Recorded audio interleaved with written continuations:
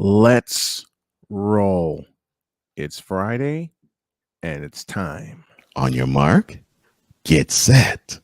Let's go.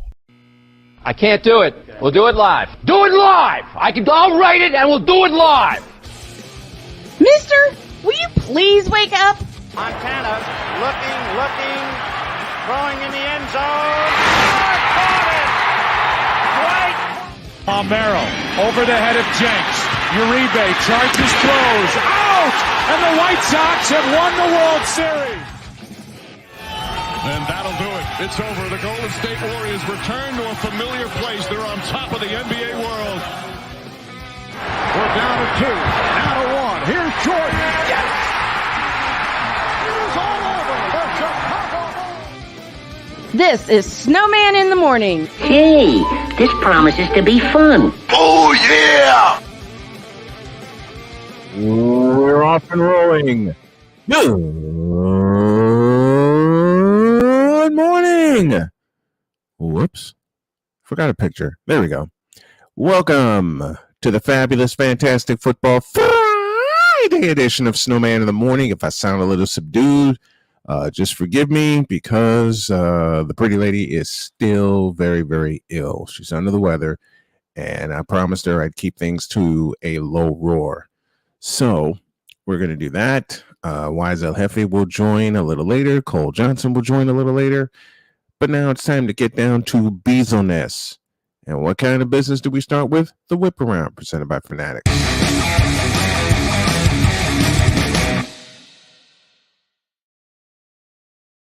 I want to know what it is about a team holding a 16-3 lead that they simply cannot hold, because the Raiders became the second victim of that score last night, as Baker Mayfield threw 2 touchdowns in the fourth quarter, and suddenly the Rams are in the win column. 17-16 the final, with Mayfield throwing the game winner with 2 seconds remaining in the contest, sending Rams House into a fit of hysterics.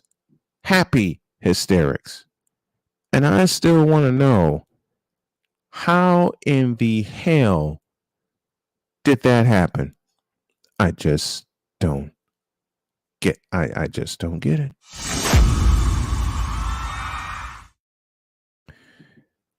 So Bruce Allen is testifying against Dan Snyder.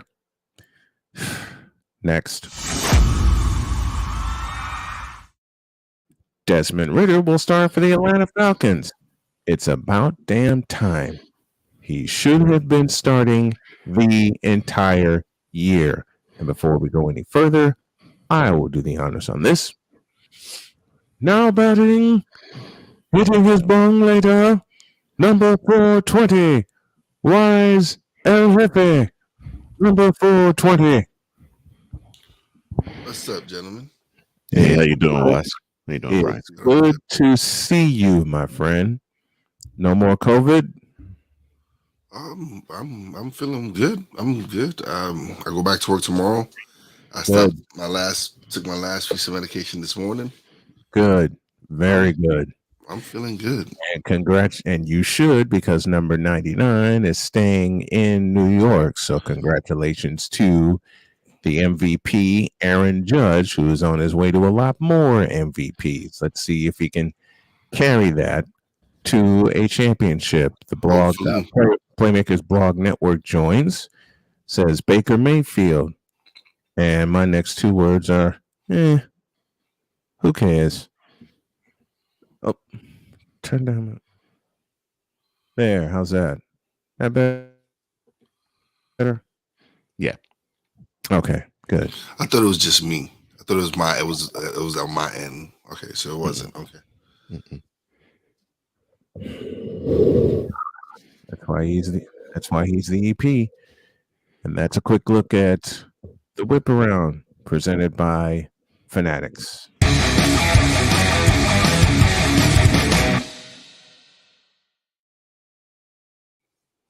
Tell me, how the hell does 2 teams up 16-3, less than 5 to go in the fourth quarter, choke? How does that happen? Yeah. Lack of discipline, really. I mean, that's really the best way to put it. I agree with that. especially last night. So Oh God. you have a team at their own 2 with just barely over 90 seconds to go in the game, and you couldn't come up with at least one play to stop the momentum. Not one. And Not yeah, one. yeah. And with both teams, both the Saints and the Raiders, we saw so many defensive breakdowns late. And it's unfortunate because both defenses in these games played well for the first 55 minutes of it. 55 minutes. 55 minutes and not a win to show for it. Awful. And also offenses have to learn that you can't settle for field goals, because if you settle for too many of them, this will come back to bite you. And that's what happens. Something I've said quite a few times. Field goals get you beat. Field goals get you beat. And it got New Orleans beat on Monday, and it got the Raiders beat last night. What's on your mind, Wise? Just to me, just Josh McDaniels is not a head coach. He's a great offensive coordinator, but he never seems to do well as a head coach. Mm-hmm. You sound surprised. I'm not surprised. I was about to say. I'm just surprised. I'm just surprised everybody thought the Raiders were going to be good. Well, okay. Listen, they have the weapons. They have the weapons. That's why they thought they were going to be good. Plus, they did make the playoffs last year, and Yes. they did have a good showing against the Bengals in defeat. So people thought, okay, well, this team is going to build off of that success, and they did it with a lot of controversy last year. So they figured, okay, well, they're battle tested, they're hardened, and they should be a unit, a more cohesive unit coming to this year. But you had a different And head coach. you see what happens. You had somebody that was in the part of the staff last year as the head coach. You bring in Josh McDaniels, and I always thought it was a mistake. I thought there was a mistake. They should have retained the guy. I can't remember his name. Rich Bisaccia. Yeah, they should retain him. Rich Bisaccia. Yeah. They should have retained him for this year because the team rallied around him so vigorously. Yeah. Mm-hmm. And of course, Bullhead had to decide different. The bullhead brigand himself. Mm-hmm. Stupid. Just plain stupid. Speaking of fanatics, let's go to the feedback zone. You know, the playmaker's very happy with that.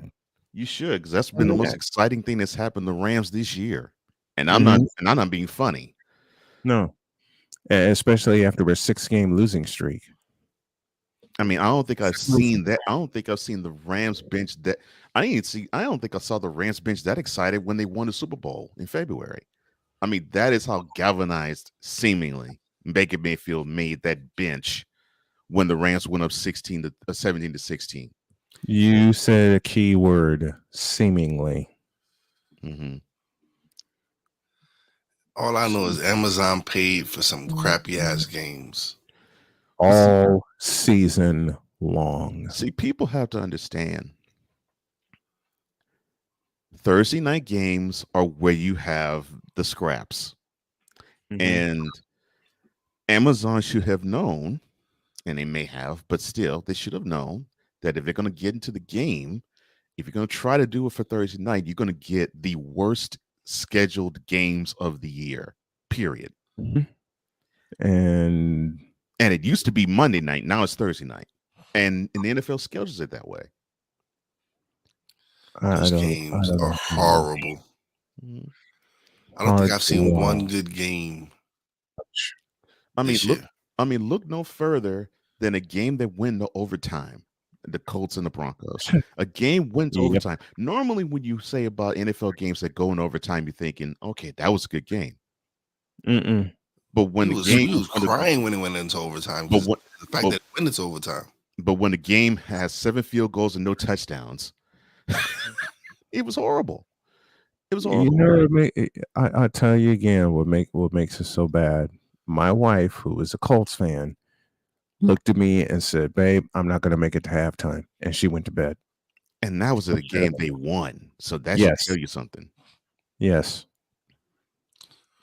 She's like, I'm not. She's like, I'm not making it to halftime. But the funny thing is, I've learned that the Thursday night games are an answer to why people said, remember the talk when ESPN got switched to Monday night. People were saying, well, Monday night games suck. Mm-hmm. And we used to say that about Monday nights, and then the NFL is like, okay, we got to fix that. And to varying degrees they have, but we don't really say it as much about Monday night games as we now do about Thursday night games. Thursday night games is just horrible, man. Stop. They should just stick it to Thanksgiving, and that's it. I agree with you. I've been saying that since time immemorial. I'm like, opening night, Thanksgiving Day. That's the only Thursday games you should have, unless Christmas falls near it. Besides that, there should never be a Thursday night game. And I love football. Ever. I don't love these games they've been playing. And what makes not even the Arizona game where they scored 42 points against New Orleans, because that was a blowout. None of the games have been. You thought the Bills and Rams games were going to be exciting, and the Bills blew that was a dud. Well, at least that wasn't on Amazon. The Bills blew the doors off the joint. Yeah, but it was a Thursday night game, wasn't it? Yeah. Yes. It opened the season. Yeah. Even though it was the season opener and it was on NBC, it was still a dud. Yeah. The Bills blew the doors off the joint. This is the problem I have about how the NFL schedules Thursday night games. You have teams, for the most part, who play the Sunday before. It's rare you get a team that's off a bye that plays a Thursday.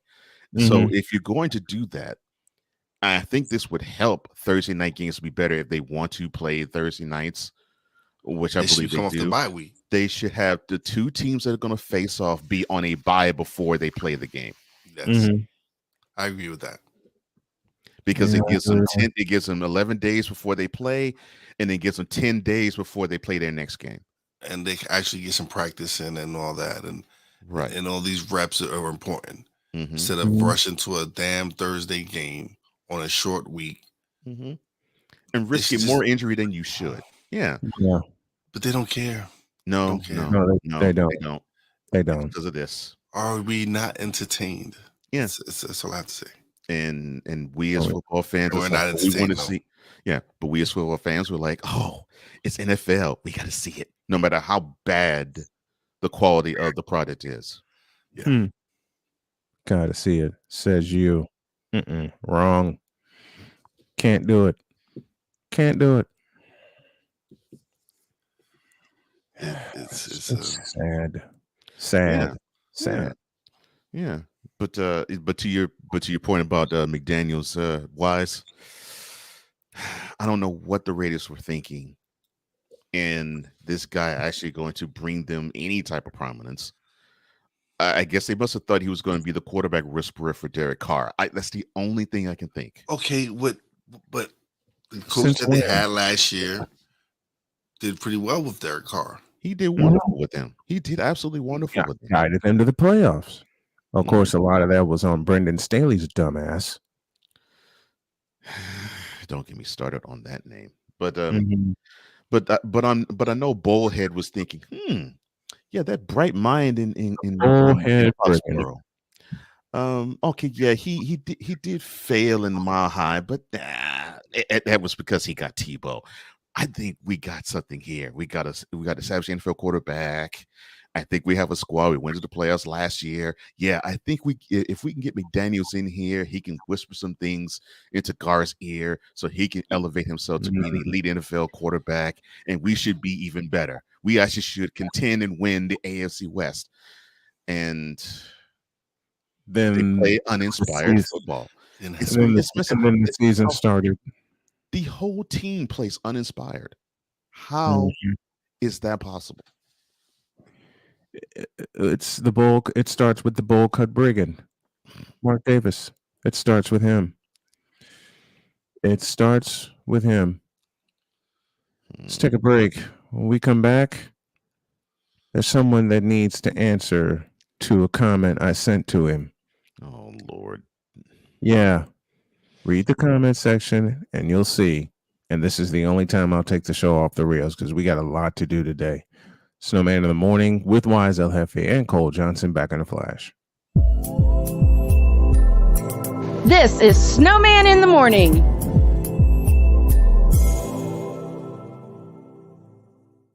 SeatGeek is the ticketing app for fans like Boomstick Lady. No free throw is safe from the roar of her sticks. SeatGeek helps her find a seat in the direct eye line of the shooter so she can sit where her boomsticks make the biggest boom. Everybody okay? SeatGeek handles the tickets to sports, concerts, and more, so fans can fan.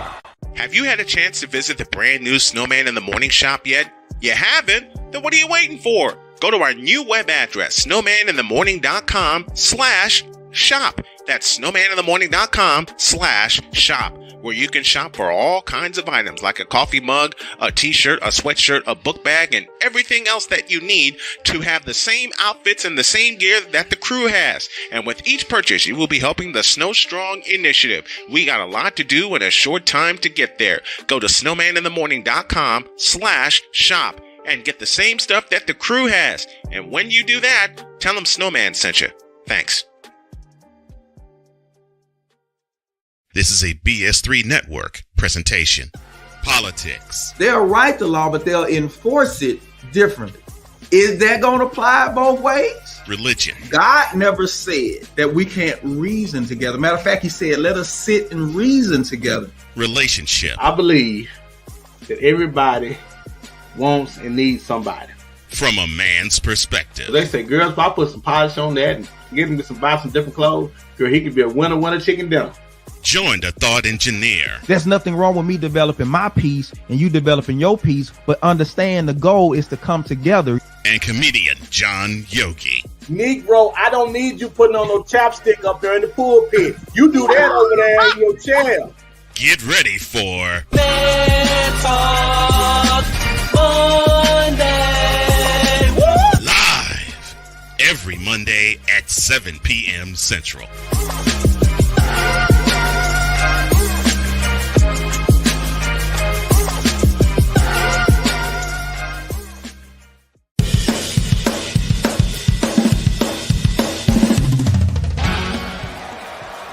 Steph Curry, Tim Anderson, Jordan Alvarez, and it's caught. Debo Samuel with the catch. Michael Jordan can sense the throw. Just got the king. BS3 Network. The hottest of hot takes, the coldest of cold hard facts. This is Snowman in the Morning with Cole Johnson. Weekdays at 8 a.m. Eastern. Check your local listings for your viewing and listening pleasure. Mister, how do you operate this Twitter thing or this Instagram thing or whatever the heck? You're supposed to know all this stuff. Anyway, welcome back to the show. It's the fabulous Friday edition of Snowman in the Morning. We got a full house. Wise El Jefe, Cole Johnson. You know who's coming in hour 2. Mike Debate scheduled to join us at 9:15. Do our picks. Ben Sutterth at 9:05. And at the bottom of this hour, Sam Shady to talk XFL. But before we get there, now, I got to say, and I will never admit this aloud again, I started this one. Why? There's a fellow in the chat who loves Julian Edelman. God only knows why. So, let me hit the right buttons here. With that thought in mind, there we go. All the buttons have been hit. With that thought in mind, give me my take, please.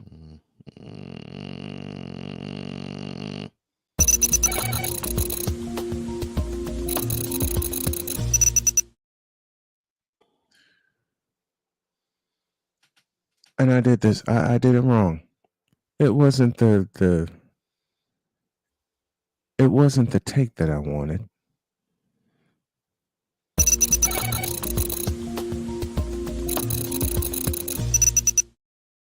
Thank you. Are you wanting? I think I'm gonna fry his ass. Rod West, sit down. Oh.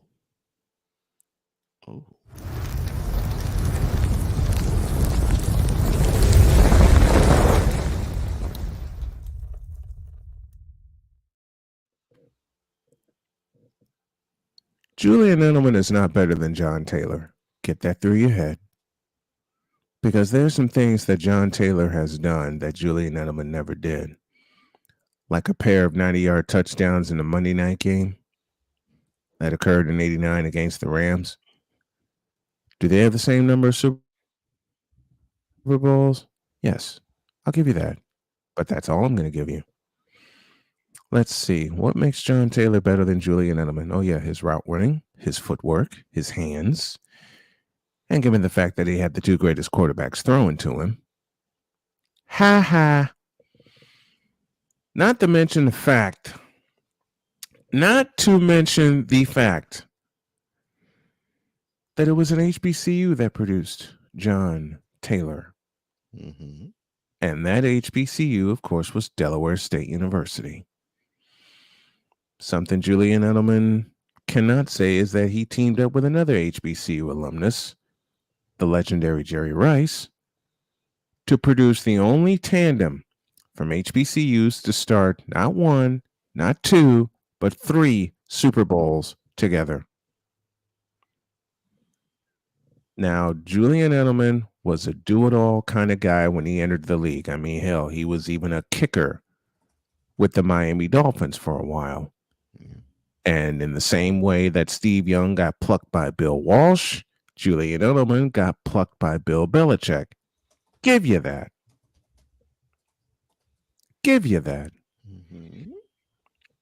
But there's a similarity that Rod won't say aloud that Julian Edelman and John Taylor shared. John Taylor started as a punt returner. 2.5 seasons he was a punt returner. The only somewhat advantage I will give to Edelman is that he does have a 99-yard touchdown against the Miami Dolphins. But again, it goes back to the point of John Taylor's got 2 90-plus yard touchdown catches in the same game. Matter of fact, it was Wes Welker. Thank you. It wasn't Edelman. It was Wes Welker. Thank you, Hog TV. My mistake. So Julian Edelman didn't do much except win 3 Super Bowls, except become a good slot receiver. And you may as well take that frivolity off the screen right now because it's false. It's a falsehood. Rod, I answer you this way.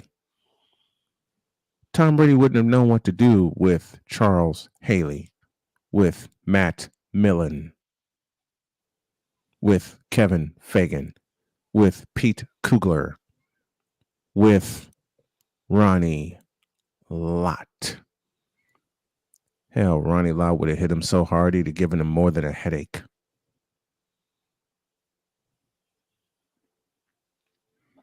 So, about this thing that Edelman was a better slot receiver than John Taylor. Where's? You know what? I'm gonna do this the right way. I'll help you Hey, out. you'll help me out. Bitch, please. Not only that one, but hey Bishop, was Julian Edelman better than John Taylor at the slot position? Oh, you should have asked the bishop earlier. Hell no. To the no. Fair use in the house. To the no. And I'll leave you with this. Stop the cap, please. Now get your ass up. Thank God I'm glad that's over. All right. All right.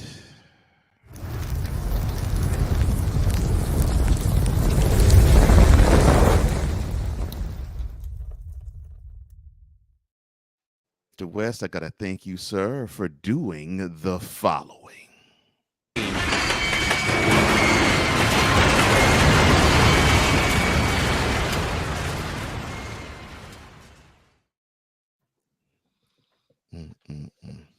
All right, we done giving Rod attention. You feel better? We done giving Rod attention.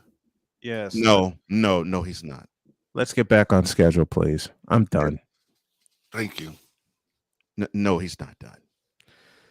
He'll say something. He'll say something else about you know who, and then this will go right back off the rails. No, it won't. What we were going to do was talk about the playoff picture.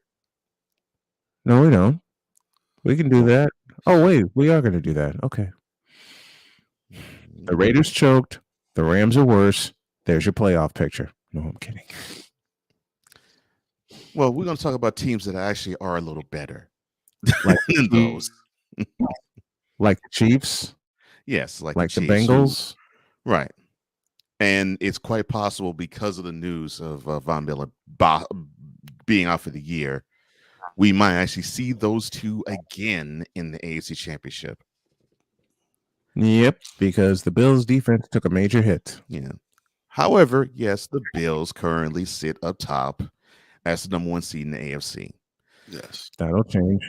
The only problem they have had is, until last Thursday, not being able to win against their own divisional teams, divisional rivals. But they will have another test there because they host the Jets Sunday. And then they host the Dolphins the following Sunday. So they better win both of those. They got to win both of those. If they're going to lay claim to having the road to the Super Bowl in the AFC going through Buffalo, those 2 games they must win. And then of course they must win the last 2 for sure, which they go to Cincy and they host the Patriots. The middle game of that 5 is they go to Chicago. Oh, that's easy. Yeah. So I think they may need to run the table in order. I think I don't feel sorry for the Bears anymore. I really feel sorry for the Bears anyway. I really believe the Bills going to hold on and get the number 1 seed. They may need to run the table. They may need to be 14-3 to do it, because the Chiefs are charging fast. They charge it fast. They play at Denver, then they play at Houston, then they host the Seahawks, then they host the Broncos, and then they go in the season in Las Vegas. All of those games are winnable for them.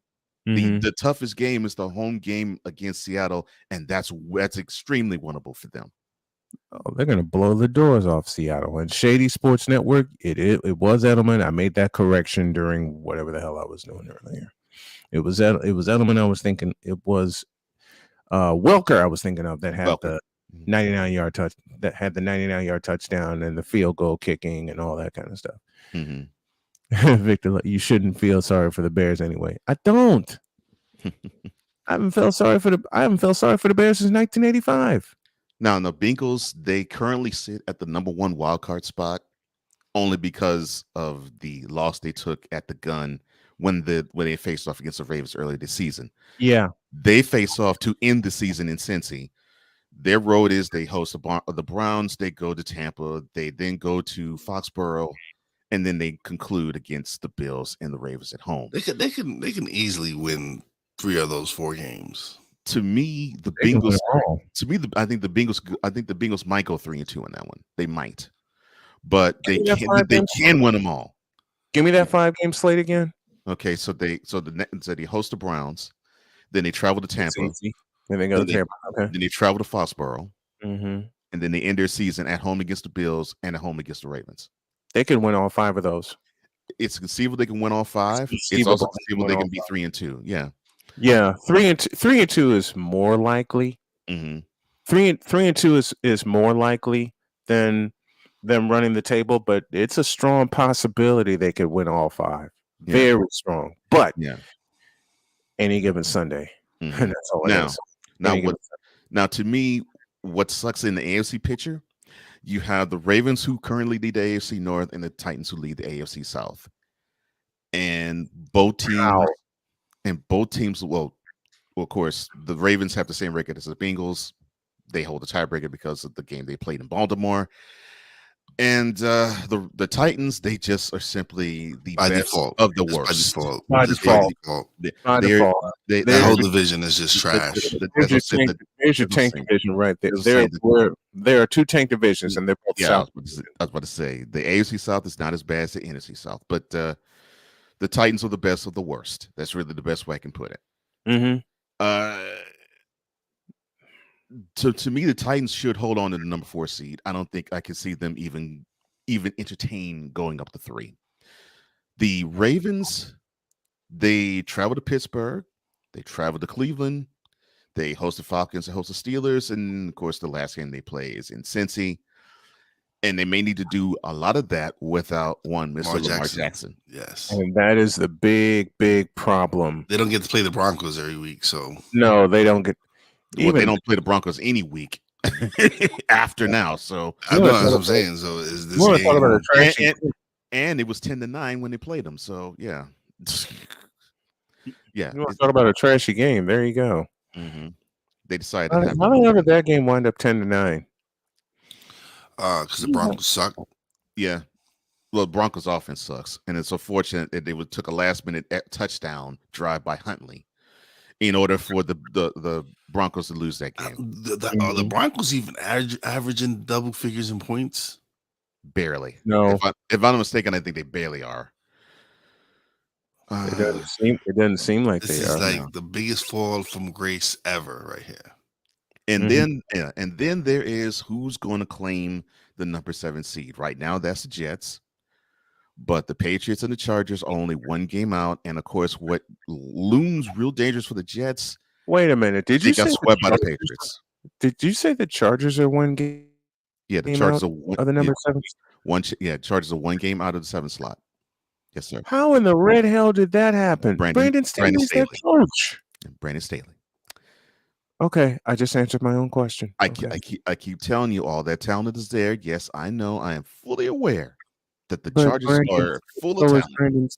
But so is Brandon Staley. But Brandon Staley will mess a team up because he wants to be aggressive and analytical, and that does not always go with great talent. Sometimes you actually have to think for your team and put them in the best position, and he does not do that often. At all. Well, it could be worse. He could be Nathaniel Hackett. Well, he's a step up from him. He's a step above. Yeah. So does he have a brain? That's what I want to know. Does Nathaniel Hackett have a brain? Oh, I don't know. So in the NFC, of course, you got the Eagles, who have the best record in the game. And the NFC will go through Philadelphia. And it should go to Philly. I don't see the Eagles having an issue holding on to the number 1 seed. Nor do I. I'm sorry, Wise. They traveled to the Meadowlands. Then they're going to spank us. I don't even think they're going to spank us because we have a really good defense. I don't think spank, but our offense is just not up to par with anybody's. Any of the contending teams, our offense just can't compete. Now, I said this to a fellow Giants fan. I said, in order for the Giants to at least get one of those two against the Eagles, because they do still play them twice, come and just spank them. The defense has to step up hard, and the Eagles' defensive. The thing is, though, and the Eagles' defensive line has to revert back to how it was when you had teams run for 150, 200 yards on them. But to our defense, our defense is getting healthy. You seen Ojolari. That's not my problem with them. I know. It's just the offense. We just can't put no points up. Yeah, that's not my problem with them. We just can't put no points up. I know. Yeah, you ain't got to tell me. Yeah, I know. I see it every week. Defense is fine. Now, the reason why the Cowboys beat you is because the secondary was thin. But besides that, we can't put no points. We just can't put no points. That's the thing. If the Giants could put up any type of points. If we had a passing attack, I think with Daniel Bellinger coming back, it's going to help him a little, but it's not enough. Our receivers are just not. Darius Slayton, I'm sorry, but your hands are just blocks. It's just blocks. Yeah, hands of stone.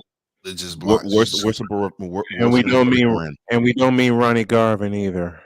Yeah, no. But the Eagles slate. They go to the Meadowlands and they go to Chicago. It's a 3-game road trip they have actually. Then they go to Jerry World, and then they end the season at home against the Saints and at home Please, against the Eagles, Giants. beat the hell out of the Cowboys. To Please. me, the Eagles can win all 5 games. I don't think they will.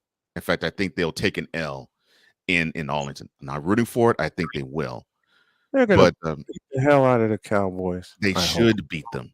They should beat them. They But I should. don't. But I Should. can see an L being hung on them there. The Mhm. Vikings 10-2. I still call them paper champions. They will be the real champions in NFC North if they beat the Lions this Sunday.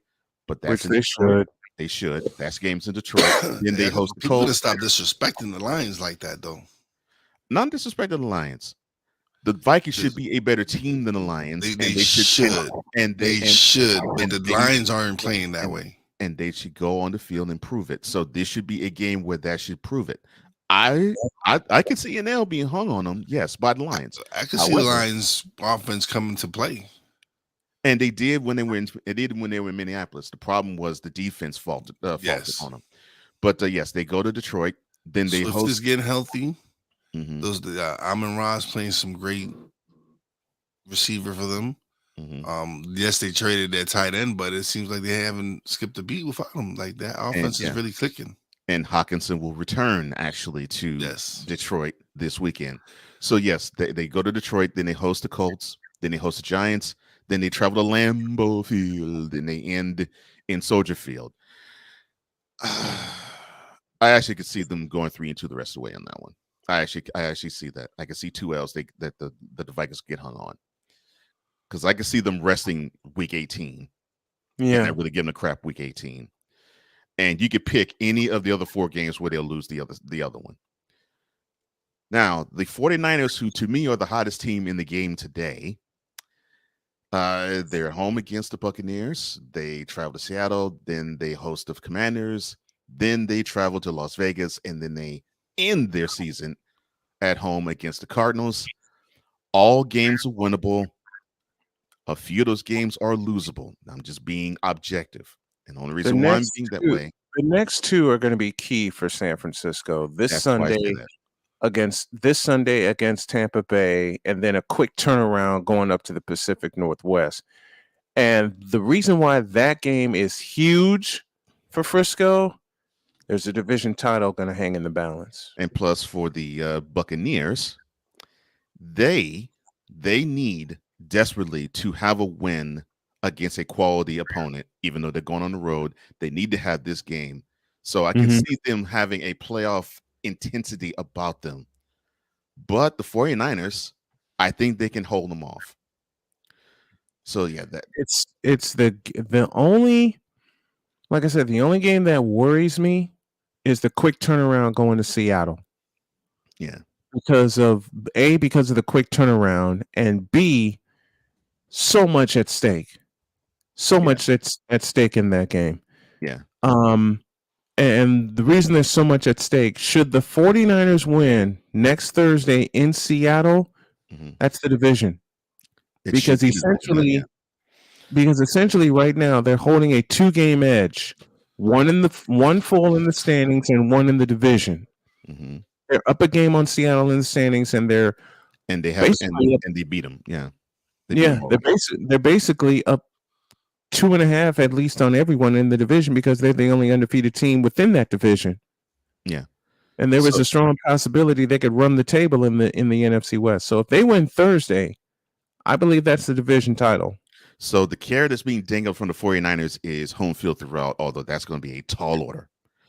Oh, that's going to be a hell of an order. Now, because you got Philadelphia to face. Now, not as tall of an order, but it can be one. The number 2 seed to actually have 2 games they can play in Santa Clara. Now, that has to be predicated on if the Vikings come back down to them. But to me, I think those are the motivating factors. I don't even think the NFC West Championship is a motivating factor, because I think they feel it's a foregone conclusion. Not from a standpoint of they're cocky, but from the standpoint of they're playing well enough to where it's like, okay, we got this here, but that's not the end game goal for us. That's not the game. That's not the end goal. Especially since they went to the NFC Championship game the year before. So the Buccaneers, like I said, they almost have to play every game like it's a playoff, even though, yes, they're the number 4 seed at the moment, and they will not be eclipsed, I don't believe, even though the Falcons, they're acting as though they want to compete, but nah. Then you have the Cowboys, who I think they are the biggest wild card Can of we them move all. on from them? Can we move on from them, please? Unfortunately, that is what you have to deal with. Home against the Texans in Jacksonville, then at home against the Eagles, then in Tennessee, and then in Washington to end the season. They're going to lose 2 of those games. If the Cowboys actually act as though they know they have a running game, they should run the table here. If they want to act as though McCarthy knows everything, I can see them losing. I can see them losing at least 3 of them. And yep, and and actually those are division opponents, and actually Philadelphia and Washington, and actually move down. I can actually see that happening. Now, the race, of course, between you have let's see, the Giants, the Seahawks, the Commanders, 3 teams, 2 slots, and I think that's where it is right now. And I think that's going to be the hottest and heaviest part of the chase coming down. The Giants hold the 6th slot. They host the Eagles, they go to Washington, and then they go to the Twin Cities before they conclude at home against the Colts, and they travel to Philly. The Seahawks, they host the Panthers and the 49ers before they travel to to Kansas City to go to Arrowhead. Then they end against the Jets and the Rams. So they have the most favorable schedule of the 3. The Commanders, they have the Giants, the 49ers, the Browns, the Cowboys, 3 of those 4 games at home, the 49ers on the road. This Sunday, they have a bye. So, yeah, that's going to be a really good race right there. The number 6 and 7 seed in the NFC and the number 7 seed in the AFC. I think that is where we're going to have to really focus. Yeah, and, of course, the AFC North and the AFC East. But, yeah, that's the picture. And to talk more about NFL happenings along with other things, we bring on the man who's in charge of the Shady Sports Network, Sam Shady. How are you, sir? Doing great, fellas. How are you doing? Doing good. Now we're going to go off the board here. Sam, how about those XFL uniforms, brother? So I'm glad you asked. Obviously, I kind of prompted this with the message this morning, but I was thoroughly encouraged. Did you guys catch all of them yesterday? I sure did. I did. Man, I wish I did. I'm going to have to look at it then. I haven't seen them yet. Okay. You need to look at them. So worth looking at. There's one of them that I am not at all happy with. In fact, the St. Louis Battlehawks look exactly like the Indianapolis Colts, and I am not a big fan of the Colts jersey to begin with. I think it's very old looking. It needs to be modernized, and I was very shocked to see that. But then on the flip side, there are some jerseys that are very, very cool. They have like on the San Antonio Brahma jersey, they have some cracked horn texture on the numbers that's really, really cool. The Vegas Vipers have like a snake skin feel to their numbers. Super cool looking. They incorporate a little bit of camo on some of the jerseys. It's very modern feeling. It feels like it fits the XFL. And ultimately, it's just another exciting piece of news that we finally are getting closer to the XFL season. I should bite my tongue. I'm looking at the jerseys now. Yeah, this is going to be a slight get off my lawn take. This is going to be a slight get off my lawn take. I do not like these modern jerseys where these teams look like they are playing on a high school field. I think if you're going to be a professional athlete, you should dress them professionally. I don't want to see professional athletes look like they're 16 on the field, but that's me. The Battlehawks one, I agree with Sam, kind of reminds me of the Colts because they took the silver out of it. They took the silver out of the Battlehawks uniforms. What I don't like about these uniforms, in particular the Battlehawks, I don't like the font that they use for the numbers. That seems to be a problem to me. Each team is different though, but I don't. To me, the defenders look like Ohio State. Yeah. Orlando, or not Orlando, Seattle looks a lot like Miami. Yeah, they do. Yes. Yeah, they do. Yeah. But with that being said, I mean, I don't mind that they're kind of And touching Houston on looks a little bit like Houston. uniforms. Thumbs to the That's Dan just me. for me. Yeah, thumbs to the Dan for me. I'm glad the XFL is back, but not feeling the jerseys at all. Cole, with that being said, are you a bigger fan of the USFL jerseys? Slightly, but not all that great. Not all that great of a fan of theirs either. Really? Okay. Interesting.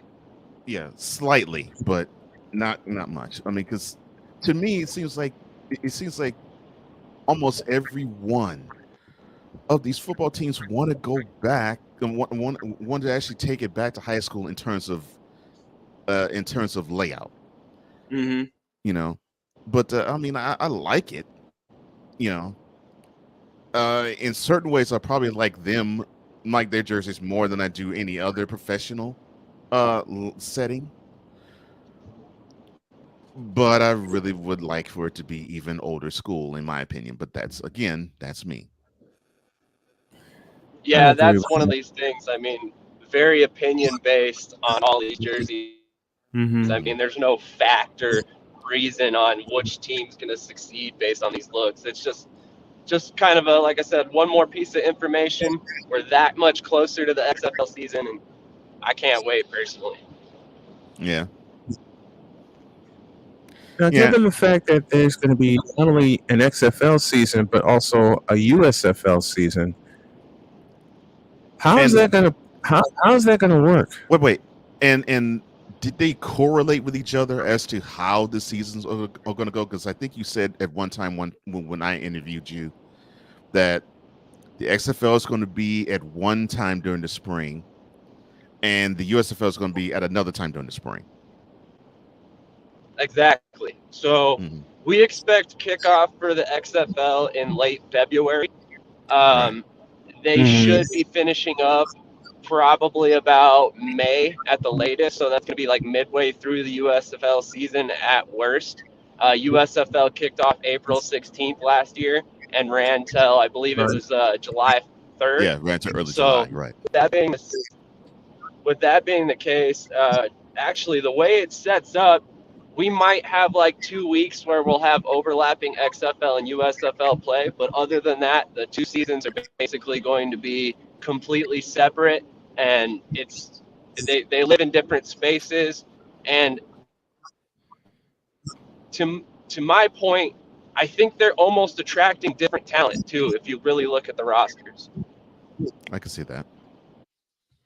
Yeah, I can see that. And that's smart for both. Are they going to? Is the XFL going to play at home stadiums, or are they going to employ the USFL idea and use a hub? They are 100% playing in home stadiums. That's the one question mark there, as of right now, is still Vegas. We have not gotten an announcement on the Vegas stadium. I hear that it's coming within the next week. Nothing official yet, but every other team has a stadium announced. I've speculated that at this point it would be a safe play for them, if they're not in Vegas, to just play Vegas in the Arlington hub, because everybody will be doing their training camps and their preseason type stuff in Arlington, and then they'll do practices, etc. All of that is in Arlington. Then they fly out for their games, play the games in the home stadiums, and then fly back the next day or whatever. And they can borrow that hub model that the USFL used. And with the USFL, you broke this at the end of the season last July.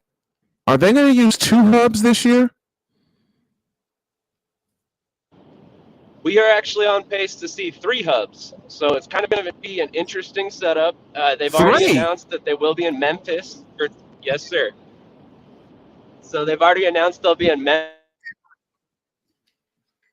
and Birmingham for the Southern teams. Memphis Showboats replaced the Tampa Bay Bandits from season 1. They're going to be playing at home all season long, much like Birmingham did last year. Birmingham and New Orleans will remain in Birmingham. Houston will follow Memphis to Memphis, and that will be their home stadium for this season. And then it is rumored that Detroit will be named as the hub for the 4 northern teams, and all of them will be playing their home games out of Detroit. So not Canton. Oh, okay. Interesting. Okay. Yeah, I would like to see Canton. It's not Canton. It's Detroit now. Why do you think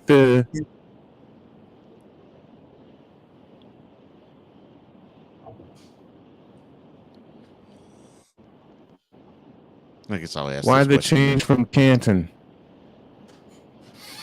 Honestly, I personally think that Detroit makes sense because it's one of the home cities for one of the teams. Michigan showed a lot of support for the Panthers this season, despite the fact that they had a very poor season. And that was one of the big motivating factors behind Detroit, in my opinion. But here's the thing. Detroit hasn't been officially announced yet, so it still is subject to change. There was rumors that they were looking into Franklin Field in Philadelphia. There was rumors they looked into Pittsburgh as well as New Jersey, because all of these teams are obviously trying to play in a home venue. And then you're only relocating 3 teams down the line in season 3. Okay. So very interesting. Very so interesting. they're going to the 3 hubs. Kind of like when the Panthers played at the old Silverdome. Yeah. Yep. Yeah. When they played in the Pioneer Silverdome. Yeah. So okay. Exactly. So the northern teams are going to play in Ford Field. All right. Okay. That appears to be what's the case going to be. But again, like I said, subject to change. That's just the rumor at the moment. Definitely could change at the drop of a hat. I don't think any of us saw Memphis coming. The big reason why they ended up in Memphis, which I was kind of surprised by, is Memphis has guaranteed the USFL free use of a practice facility, a playing facility, and I believe both of them for 3 seasons if the USFL stays there. So if they keep a team in Memphis for the next 3 seasons, they don't pay any cost for any of their playing or practice facilities. Okay. So it's motivation. Motivation, and it's cost effective. Okay. Absolutely. Wow. And that was exactly how they were trying to get into new cities. They want to keep the league cost effective so they can keep it long term, that long term vision of getting every team in a city, doing it in the cheapest possible manner. Smart. Very smart. Very smart. Now, so comparing the XFL and the USFL, obviously USFL has a year head start, so to speak. Rate the success rate thus far of each league in terms of how effective you think the play with the athletes that they will both have will translate to how we would view the product. Meaning, how well do you think the XFL is going to succeed, and how well do you think the USFL is going to succeed? And do you see like a different level that might exist between, XFL may not be on the level as USFL, and it might be the opposite, or it might be the same. So I'm glad you asked, because I want to preface this by saying I'm a bigger USFL fan than I am an XFL fan. Okay, so you're on the same wavelength as I am. Okay, good. Okay. With that being said, the XFL is going to have better talent. I hate to say it, I really do. But with that being said, there's just a tier structure shaking out is basically what it is. The XFL is getting a lot of guys with former, NFL ties. A lot of these guys have played in the NFL over the past 2 seasons, 3 seasons. They went and picked the cream of the crop from the USFL that got signed to the NFL deals this season. There was a total of, I believe, 31 free agents from the USFL whose contracts were voided due to the fact that they signed with the NFL, but then they didn't make a roster or practice squad. Of those 31, 18 of them were selected by the XFL. So it was a fairly large number of the best players that came out of the USFL for season one. So I think that's basically a big indicator that they're going to have the better level of talent. And then, like I said, with all the guys with the NFL ties, it's bound to happen. Okay, grade for me how the XFL has set themselves up coming into the 2023 season. As of course we all know, Dwayne Johnson actually is one of the owners of the league. Marketing. And it's marketed. So, and along course with his wife, who is a brilliant strategist and brilliant marketer herself. How well do you think they have prepared the XFL to be something that we will actually want to see come post Super Bowl? So I think they've done a really, really good job. But my rating isn't going to reflect that because I think there's still a lot of room for them to have improved on what they did. I think there was a lot better ways of marketing in local markets and getting that fan base like built up before the season even came. So you build all that fan anticipation in each market before you even put a team there. Now, I would still give them probably a 6 or a 7 out of 10. I think they've really done a great job in terms of overall marketing of the league throughout.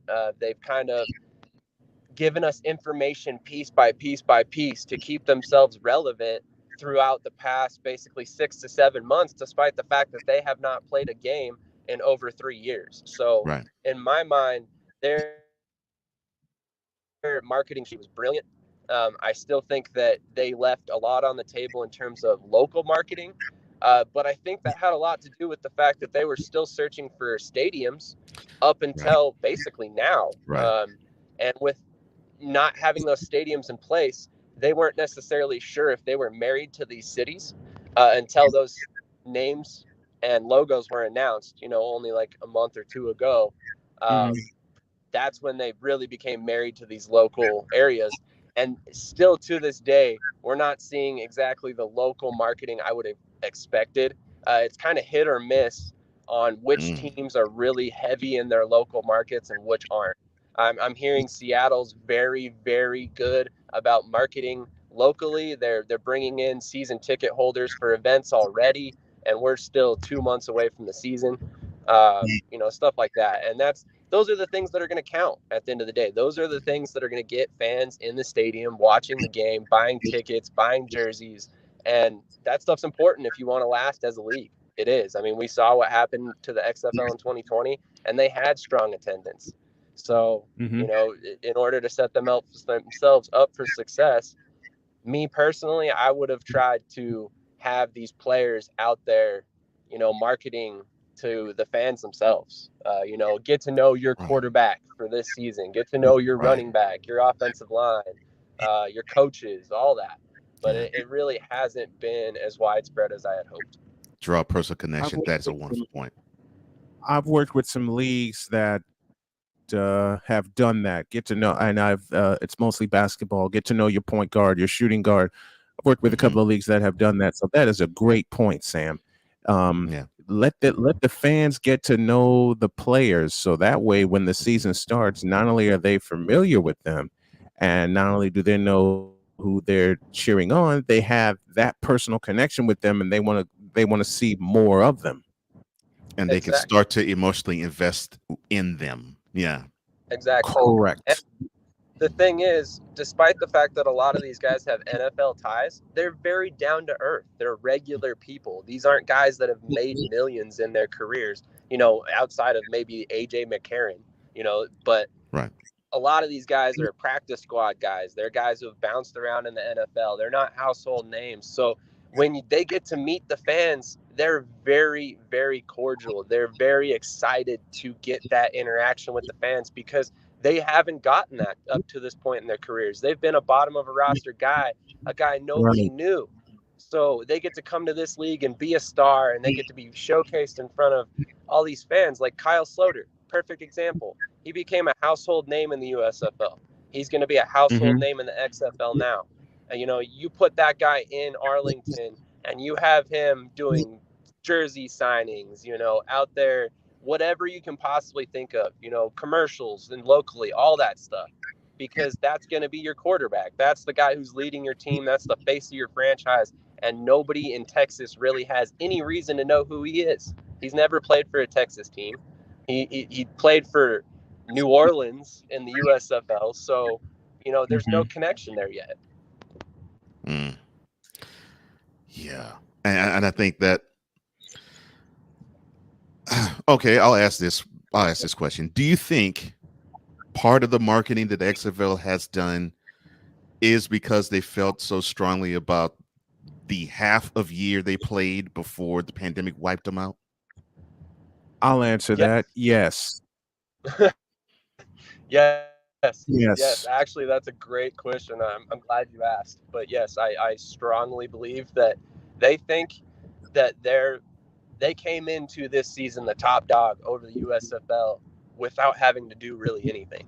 And whether that was true or not, I don't really know. But I know that they have the perception of the players that they're positioning themselves to be better.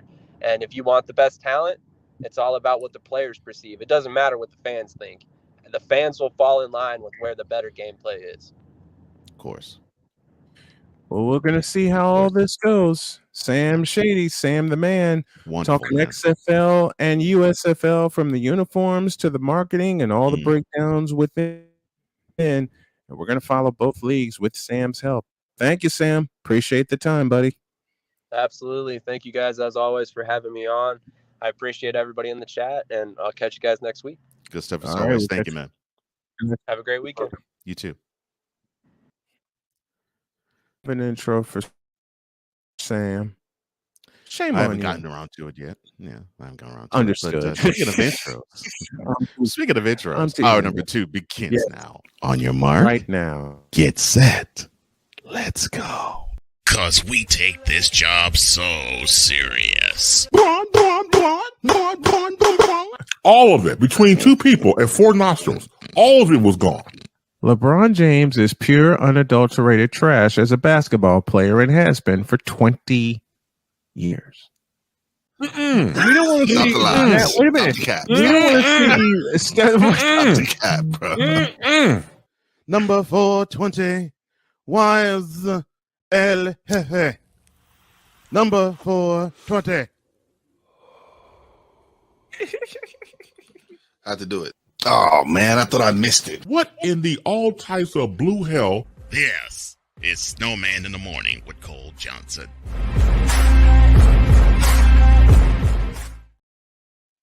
Hour 2 thereof.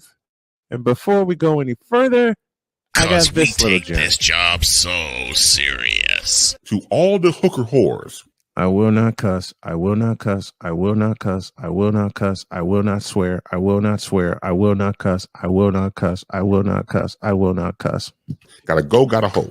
Oh, man, I thought I missed it. What in the all types of blue hell? Yes, it's Snowman in the Morning with Cole Johnson. Hour 2 thereof of Snowman in the Morning with Paul. Listen, I came up with that one on the fly. On the fly.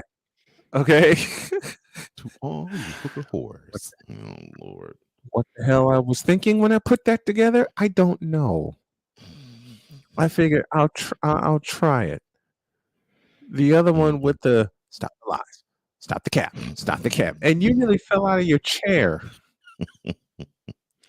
Because it was just how Wise did it was just so smooth, and like I said, I heard. Yeah, it's like I knew Bass was saying nope, and you was like, wait a minute. I heard that, but it was just Wise going, stop the lies, stop the cap, bro, stop the cap. Just how he said it was hilarious.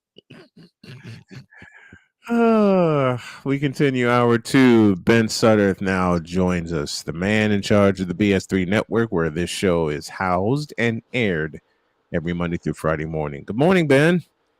Good morning. Good morning. How you guys doing? I'm doing fine. Okay. All right. I'm going to do it right now. Get your mans.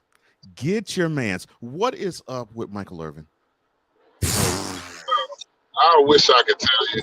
I wish I could tell you, man. This, the fact that you're about to cry about a football team that you don't play for anymore, that you don't get paid by anymore, that's an emotional. He had an emotional breakdown almost.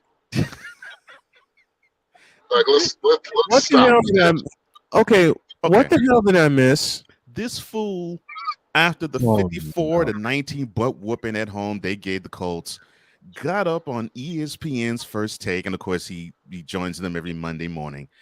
And so of course they now have gotten to the point where when the Cowboys win, they have Michael Irvin basically do a cold intro to the show. This fool actually had the nerve to opine, quote, "The Cowboys are now the best team in the NFL." Close quote. That's why I said to Ben, get your mans. Yeah, he is so. I don't know, man. I can't explain it anymore. He's just off. Okay, he's off.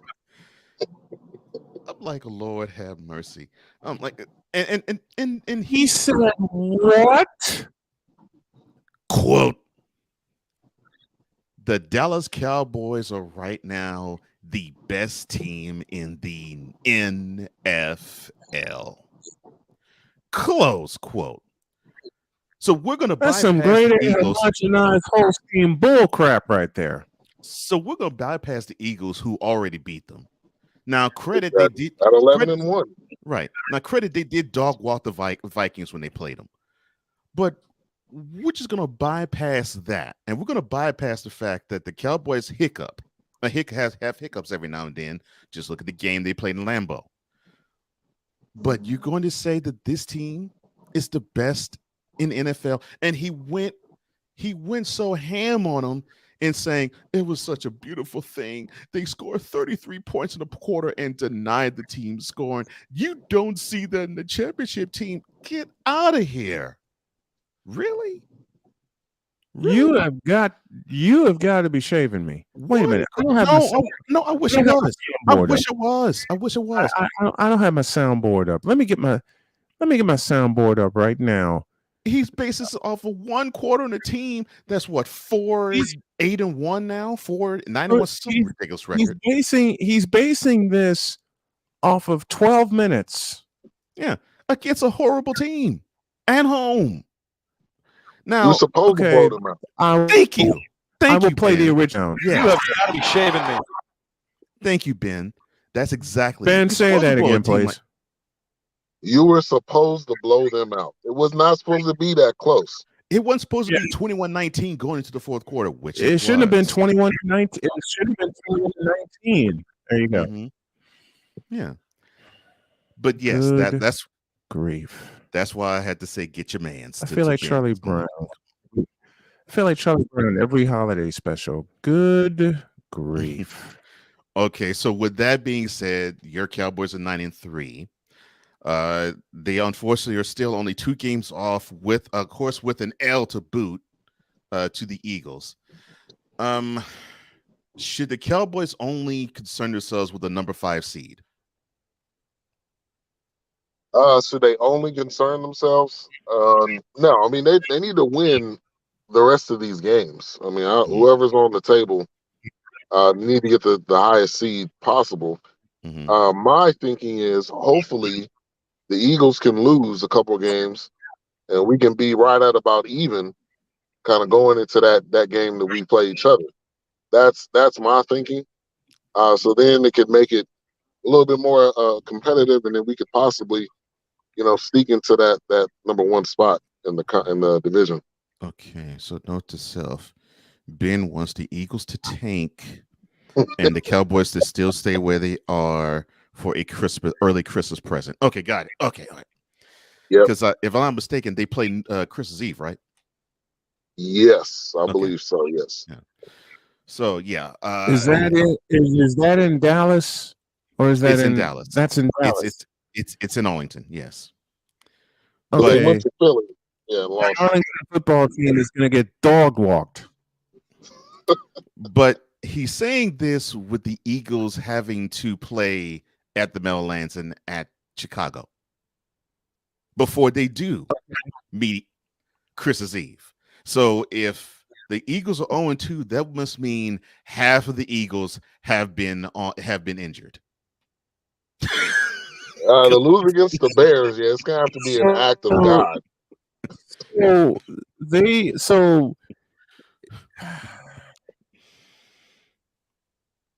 I mean, because yes, the slate for the Cowboys is easier. Obviously, they host the Texans and they go to Jacksonville. Although that's not a straight up gimme. It should be a gimme as talented as the Cowboys are. Yeah, should be. Okay, well, I said it earlier about not putting respect on Detroit's name, and until I see otherwise, I won't. I'm sorry. I know what I've seen this season from the Philadelphia Eagles. I know what I've seen this season from that Arlington football team. Thank you, Cole. Thank you, Cole McCain, for that. Indeed. Look, Christmas Eve, while that game is playing, wife, daughter, and I are going to be making sweet treats all over the house. And by the time we're done, I expect to see a blowout. Now, I know that's going to make Ben angry, but okay. The circumstances are different this time around. Before we had the great Cooper Rush that everybody was on that bandwagon. I love how you said and that bandwagon got dumped. It dumped everybody off on that stop. Like a dump truck. In South Philly, everybody jumped off that bandwagon. Yeah. They got dump trucked in Philadelphia. That bandwagon got dump trucked in South Philly. Oh my gosh! Great Cooper Rush. You are awesome, Ben. I will give Cooper Rush this piece of. He did keep them afloat amidst Dak Prescott. He kept I will give him. He kept them afloat, and I think he hopefully he has reminded the coaching staff, oh, we actually have a style running game, and it actually works when we don't give the quarterback so much of the offensive responsibility. Which prompts a very important question to both you and to Ben. Ben first. Who's the coach of the Cowboys? The one and only Mike Teddy Bear McCarthy. And to Cole Johnson, same question. Who's the coach of the Cowboys? The one where his ego will mess the team up. And I will say this to time and immemorial. I love you, Ben. And in 4 words, and I respect the Cowboys, but McCarthy is going to ruin that team before they even try to sniff the NFC Championship.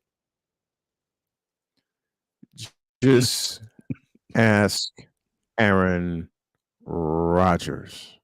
And I hate bringing Aaron Rodgers into the conversation, but we're seeing this for what it is.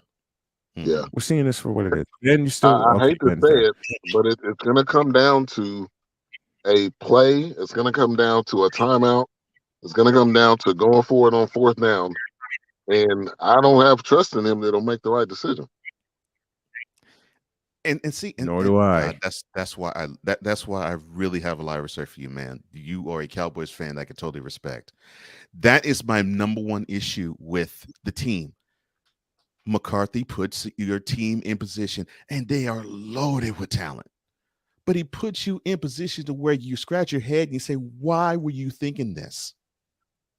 Yeah. And you ask this question about 2 seconds after the final gun is sounded and the Cowboys are walking off the field, eliminated from the playoffs. And you're left wondering this question, and they have all this talent. Yeah. Yeah, that's been the $1 million question. We talked $40 million question. After we talked after the wild card game, gentlemen. And we talked before, during, and after the wild card game. And the one thing that I said consistently that the Cowboys could not defend is a stout running game. And even Michael Irvin himself said the 49ers was the worst draw for them. The worst draw they can get in the playoffs. And I will contend, and I'll make your 49er, I'll make your Scarlet and Gold heart happy when I say this, Brian. I still think the worst matchup for the Cowboys is the 49ers. I still think that. Why do I say that? The Packers, when they actually decided to run the ball, proved that you can run on the Cowboys, and if you can, that gives them problems. And if for some odd reason it makes McCarthy's brain malfunction, and it's like, Dak, win it for us, and he throws 45 times in a game. Yeah, which is a losing mentality. How many times did he throw it in that wild card game? I think he threw it 44 times. I think too many. Thank you, Ben. It was too many. Ben had the perfect word. Too many. All right, we got to go to a break, and then we got to do some picks. But Ben Sutterth, the master manipulator of the BS3 network, where this show is housed, where Cole Sports is housed, and many, many other great shows. If you haven't done so already, check out the BS3. Check out the BS3 network and BS3 Sports. And I have a present. I have a present for BS3 Sports tonight. And it'll come from the East Central Civic Center. I'll give you more details on that when we get back from a break. Ben, love you, brother. Thank you, and thank you so much. Thank you for everything, man. No problem. We got Revelations coming up at 2. We're gonna do a replay of last week, and then we got Wise and Poppy J. And good to see Wise on today. I know he was battling COVID, But you guys definitely have a good Friday. You too, brother. All right, brother. Thank you so much. Let's take a break. When we come back, I have something to show you that my beloved wife gave me. I showed people in private, but now I'm going to show everybody. And then we got some picks to do. And then you know who. Back in a flash. This is Snowman in the Morning.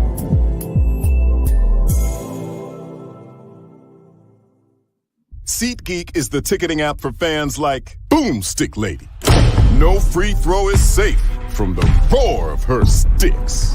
SeatGeek helps her find a seat in the direct eye line of the shooter so she can sit where her boomsticks make the biggest boom. Everybody okay? SeatGeek handles the tickets to sports, concerts, and more, so fans can fan. Have you had a chance to visit the brand new Snowman in the Morning shop yet? You haven't? Then what are you waiting for? Go to our new web address, snowmaninthemorning.com/shop. That's snowmaninthemorning.com/shop, where you can shop for all kinds of items like a coffee mug, a t-shirt, a sweatshirt, a book bag, and everything else that you need to have the same outfits and the same gear that the crew has. And with each purchase, you will be helping the Snow Strong initiative. We got a lot to do in a short time to get there. Go to snowmaninthemorning.com/shop and get the same stuff that the crew has. And when you do that, tell them Snowman sent you. Thanks. This is a BS3 Network presentation.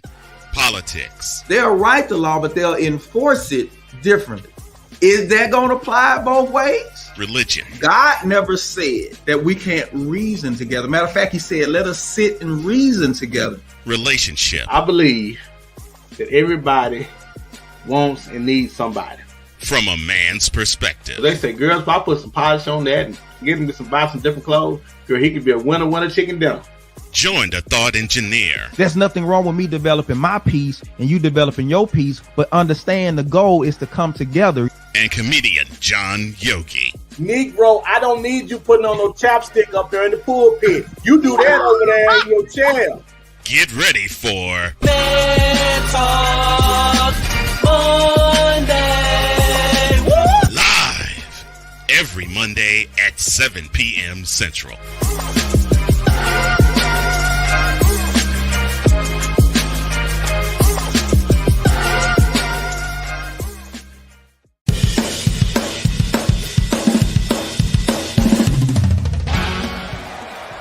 For Steph Curry, Tim Anderson, Jordan Alvarez. And it's caught.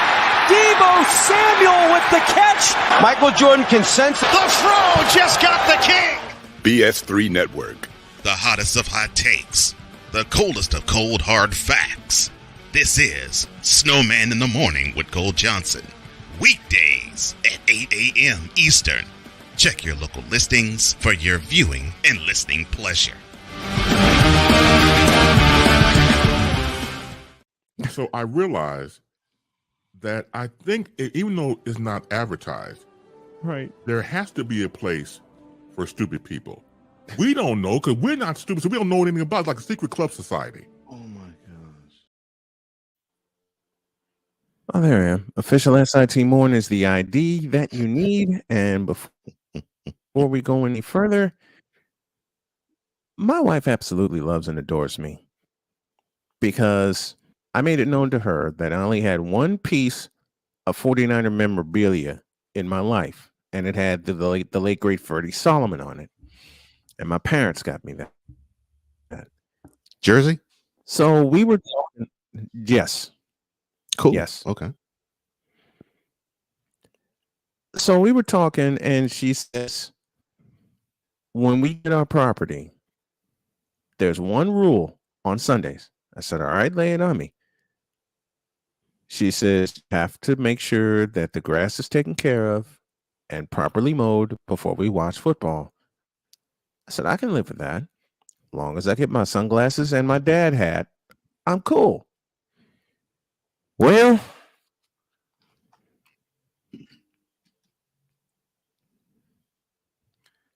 here are the sunglasses.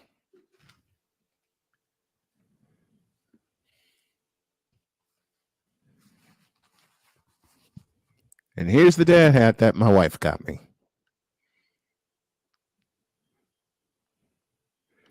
Yeah, you look like all those coaches. She got me this. You look like all those coaches in the 90s and early 2000s when they would play in the when they would be coaching the Pro Bowl.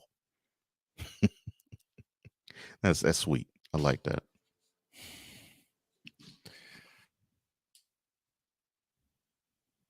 Yeah, wifey did good, man.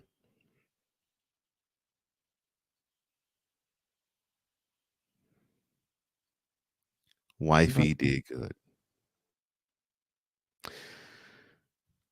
All right. Well, as my partner loads back up, hopefully he will rejoin us in a sec. Here we go. I swear I'm going to find me 100-foot cord. I'm going to find me 100-foot internet cord. I swear to God, I'm going to. All right. Well, we got a few minutes. Mm-hmm. Thank you, Victor. Yeah, wifey got that. And I showed you the shirt that she got me. Yeah, it is nice. She went over, and she told me, she says, do you know how hard it was for me to find a shirt with the old school 49ers logo? I cried. Nice. That's just how much my wife knows me. In fact, she paid me a hell of a compliment. Of course, when people see me do my my live reactions, of course, I utter the phrase of one Greg Papa when I say touchdown San Francisco. She looked me in the eye and she said, I heard that from you first. I went, what? I said, baby, that's Greg Papa's phrase. I could understand that. She says, well, she says, well, in this house, you said it first before I heard it from him. Mm-hmm. Okay, before I get too sentimental and I start crying again, let's do some picks. All right. Shall we? Yes. Because we coming Yes. at the bottom of the hour. Let's do that. Let's do some picks. We're going to start in Buffalo at Rich Stadium. Jets and Bills. Bills are favored by 10. All of our spreads come from Caesar Sportsbook. Working on a pending partnership with them. Bills getting Bills are at home. I don't wanna because Von Miller is out for the rest of the year.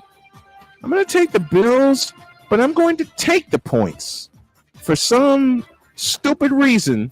Stupid university, I know. I'm gonna hear that soon.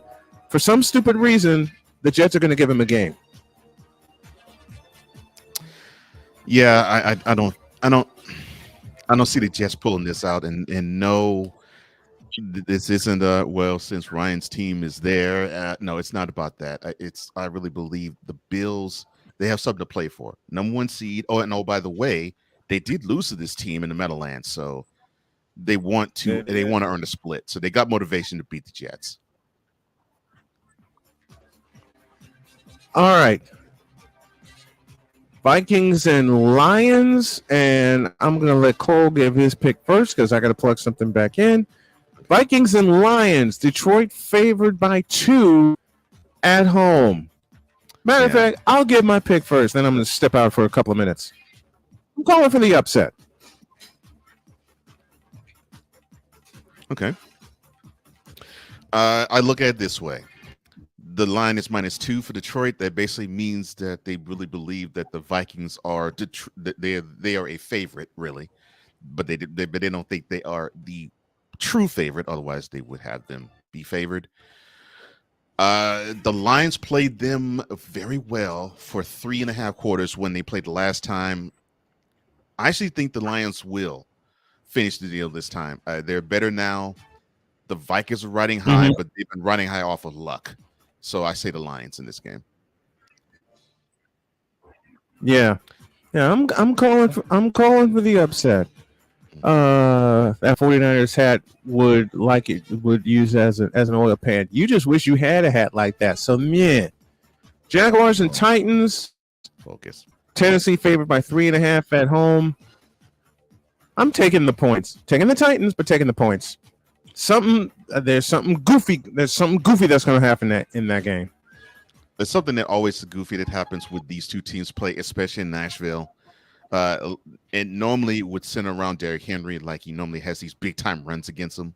So it's expect a run 70 yards or more to happen against them. Titans will win. It's going to be an ugly game, but the Titans will be 8-5 after this one. Eagles and Giants from the Meadowlands. Eagles favored by a full touchdown. You may as well double it. Give me the Eagles, and I'm laying the points. Sorry, Wise. The Eagles just have too much for the Giants.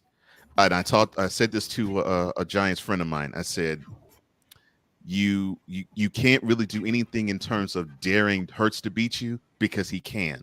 But the Eagles can say we dare Daniel Jones to beat you, and they can execute that game plan. That's the game plan.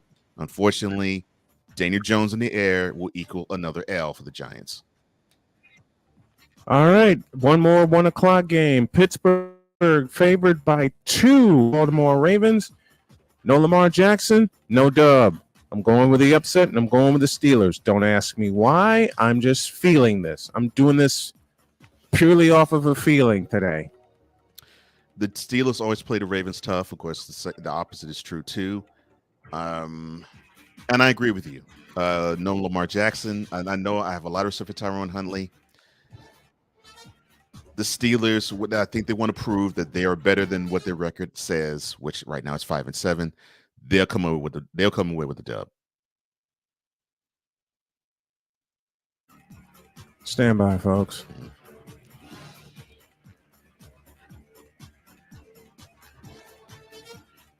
And Victor actually says the same. He says Steel Curtain Rights. Yeah, and Tell us your picks too with the chat and play along with us. The Jags Titans game. He says Titans.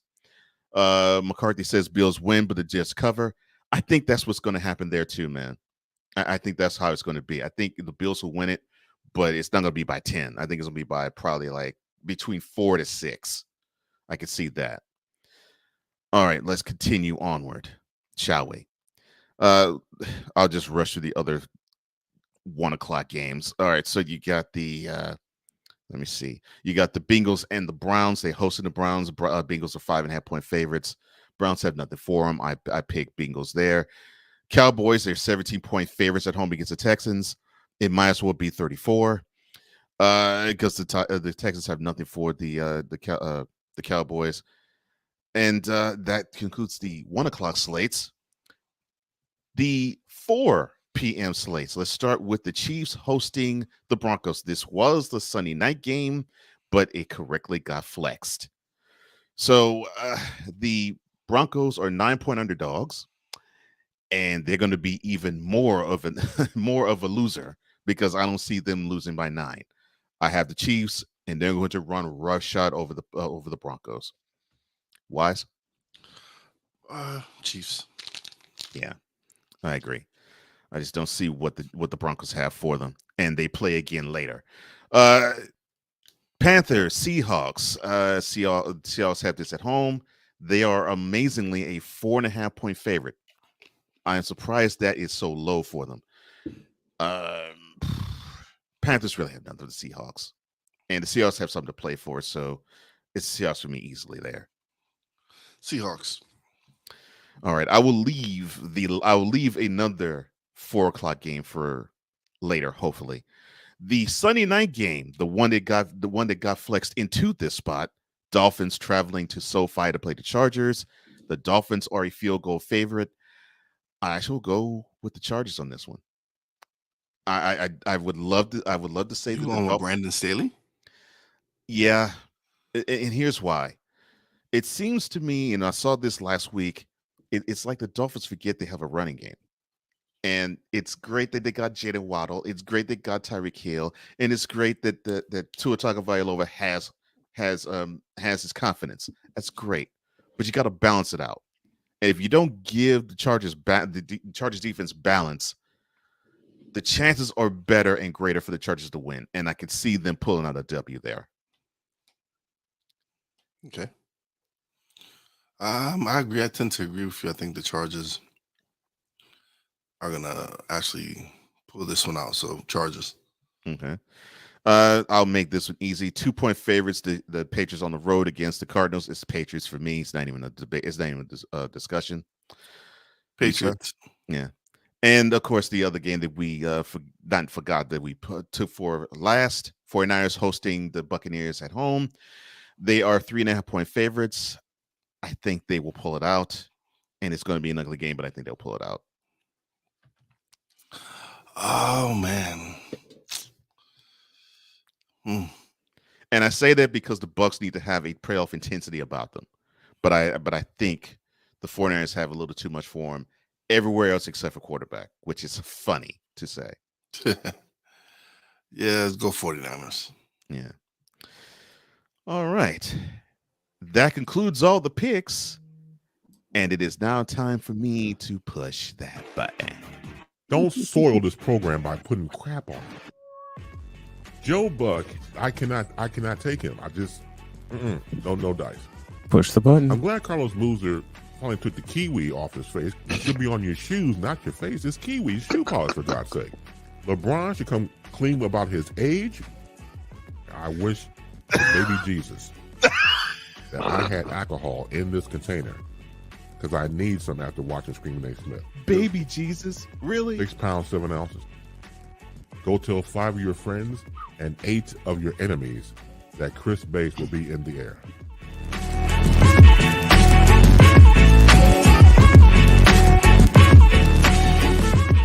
The man of charge of Chris Bass interviews and Baseline. He joins us as he does every Friday at 9:35 Eastern, 8:35 Central. Chris Bass, how you doing, my man? And I am feeling great. And good morning, boom, shakalaka to all of you out there. Of course, to Rain Man, the mad scientist, and to Wise. Wise, how you feeling, brother? I'm feeling good, brother. I'm feeling much better, man. Better than I did earlier in the week. It's good that he's back. Yeah, glad to hear it. Always great news. Thank you for being back, brother. And I completely understand. I was fighting a cold. I didn't have COVID, but I was fighting a cold myself. I thought I had COVID, and I called my general practitioner and I talked to her about it. She's like, "No, Mr. Bass, you have a cold and just do your best to get fluids and stuff like that." But man, anything like a virus, and we all experience, it knocks you out. Yeah. And so it's not a good feeling. But thank you for being here as always, because we're part of a team and we miss you and everything else. Definitely. So that's how it is. So thank you so much, brother, for what you do. Believe me, I feel much better. Like I made sure I took the days off that I needed to rest. Just rest, drank plenty of fluids, had nothing but soup, and just relaxed. I didn't really overexert myself. Just the best thing for me was just to get rest.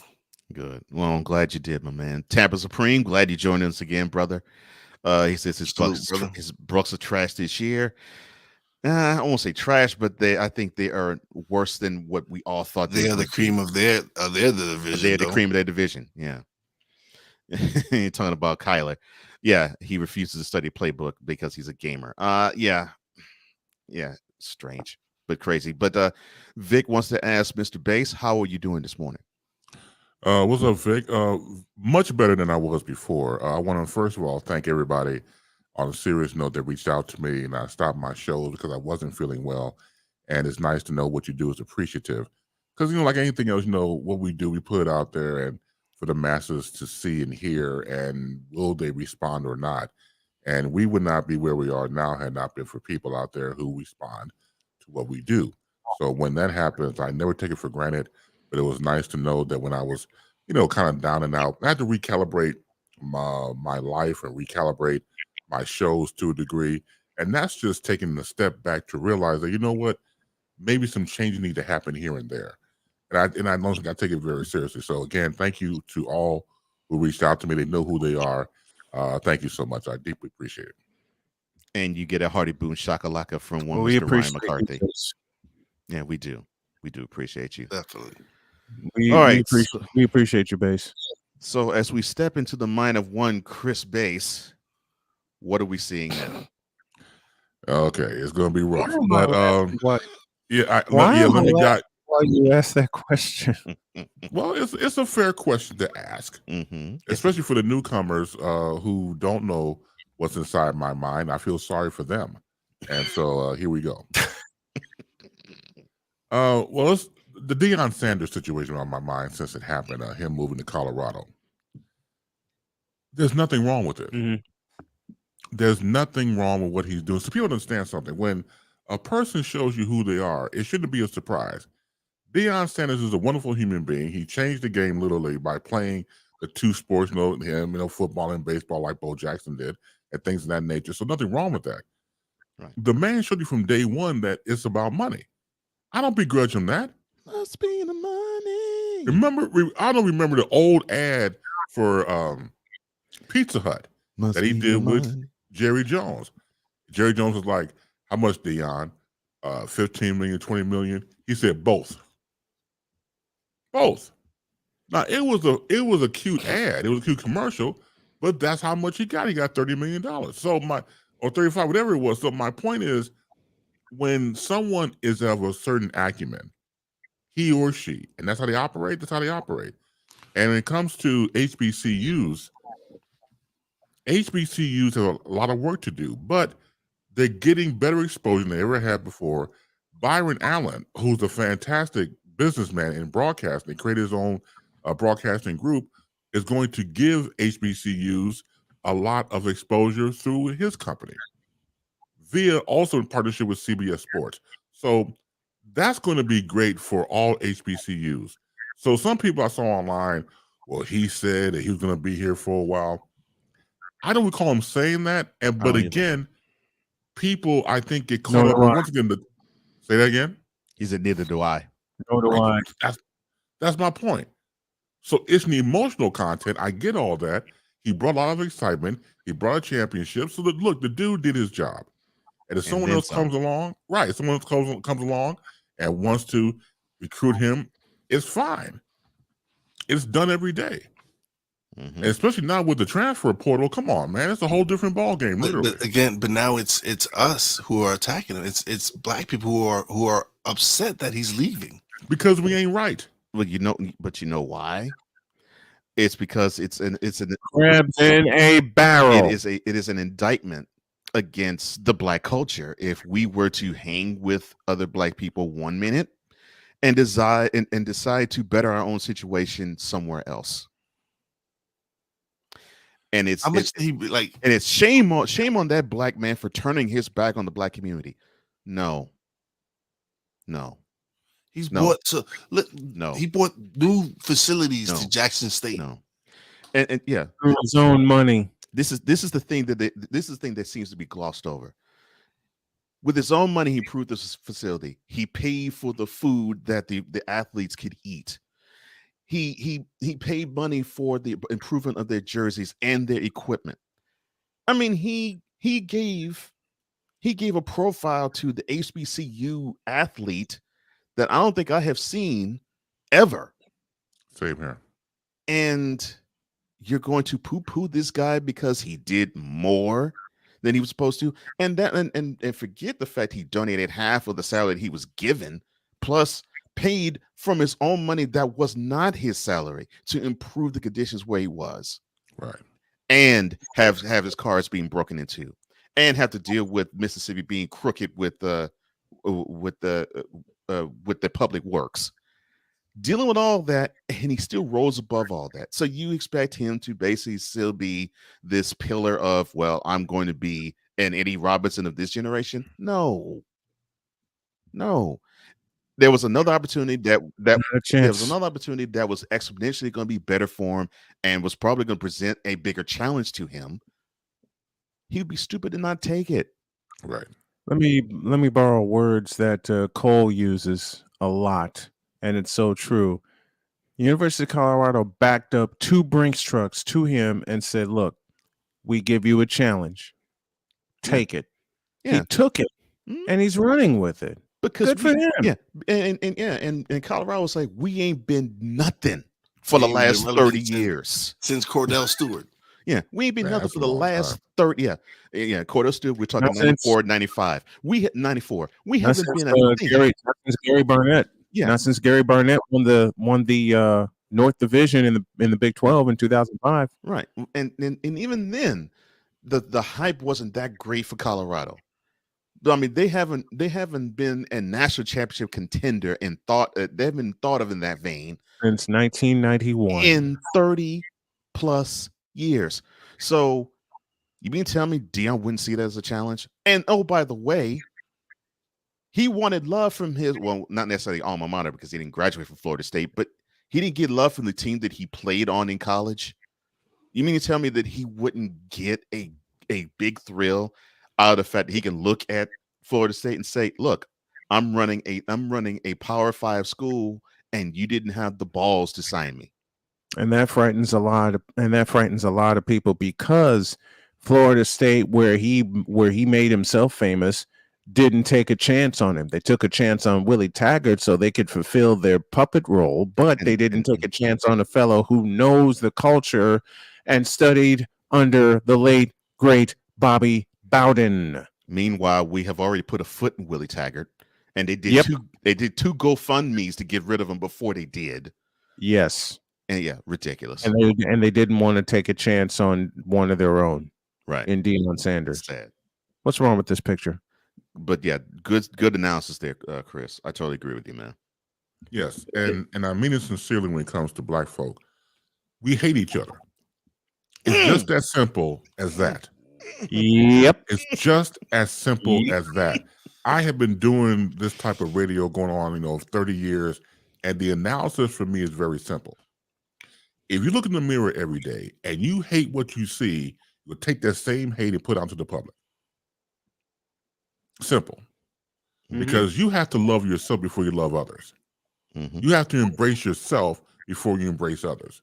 So the fact that you're hating on Deion or you or me or anybody else, you hate yourself first.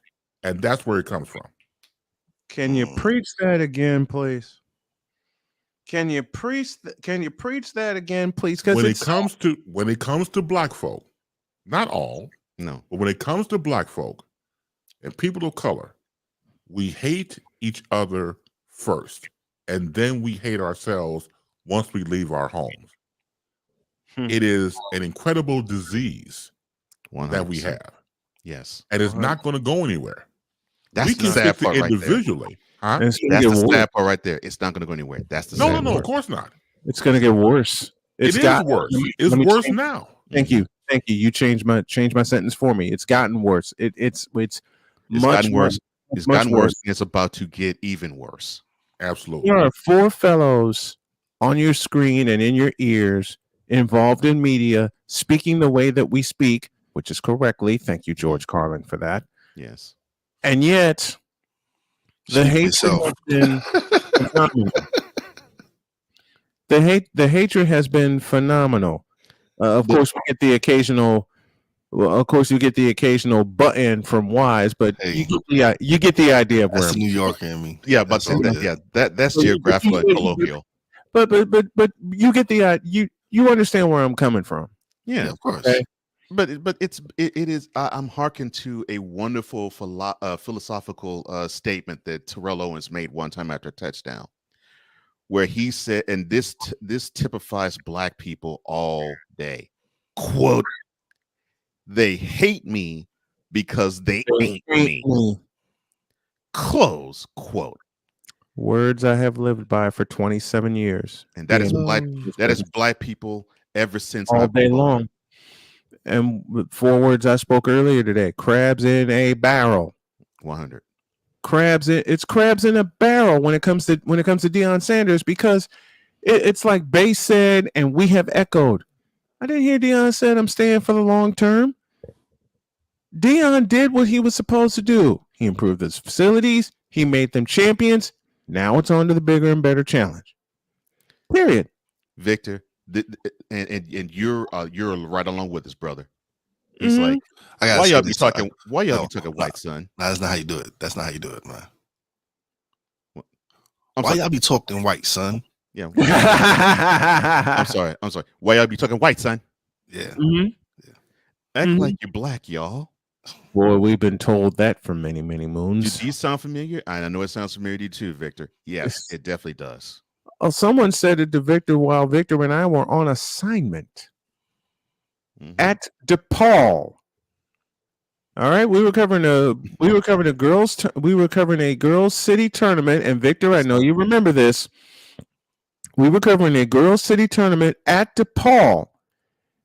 And someone walked by and heard Victor and I analyzing the first half of the game, and they looked Victor in the eye and said, "Act like you black."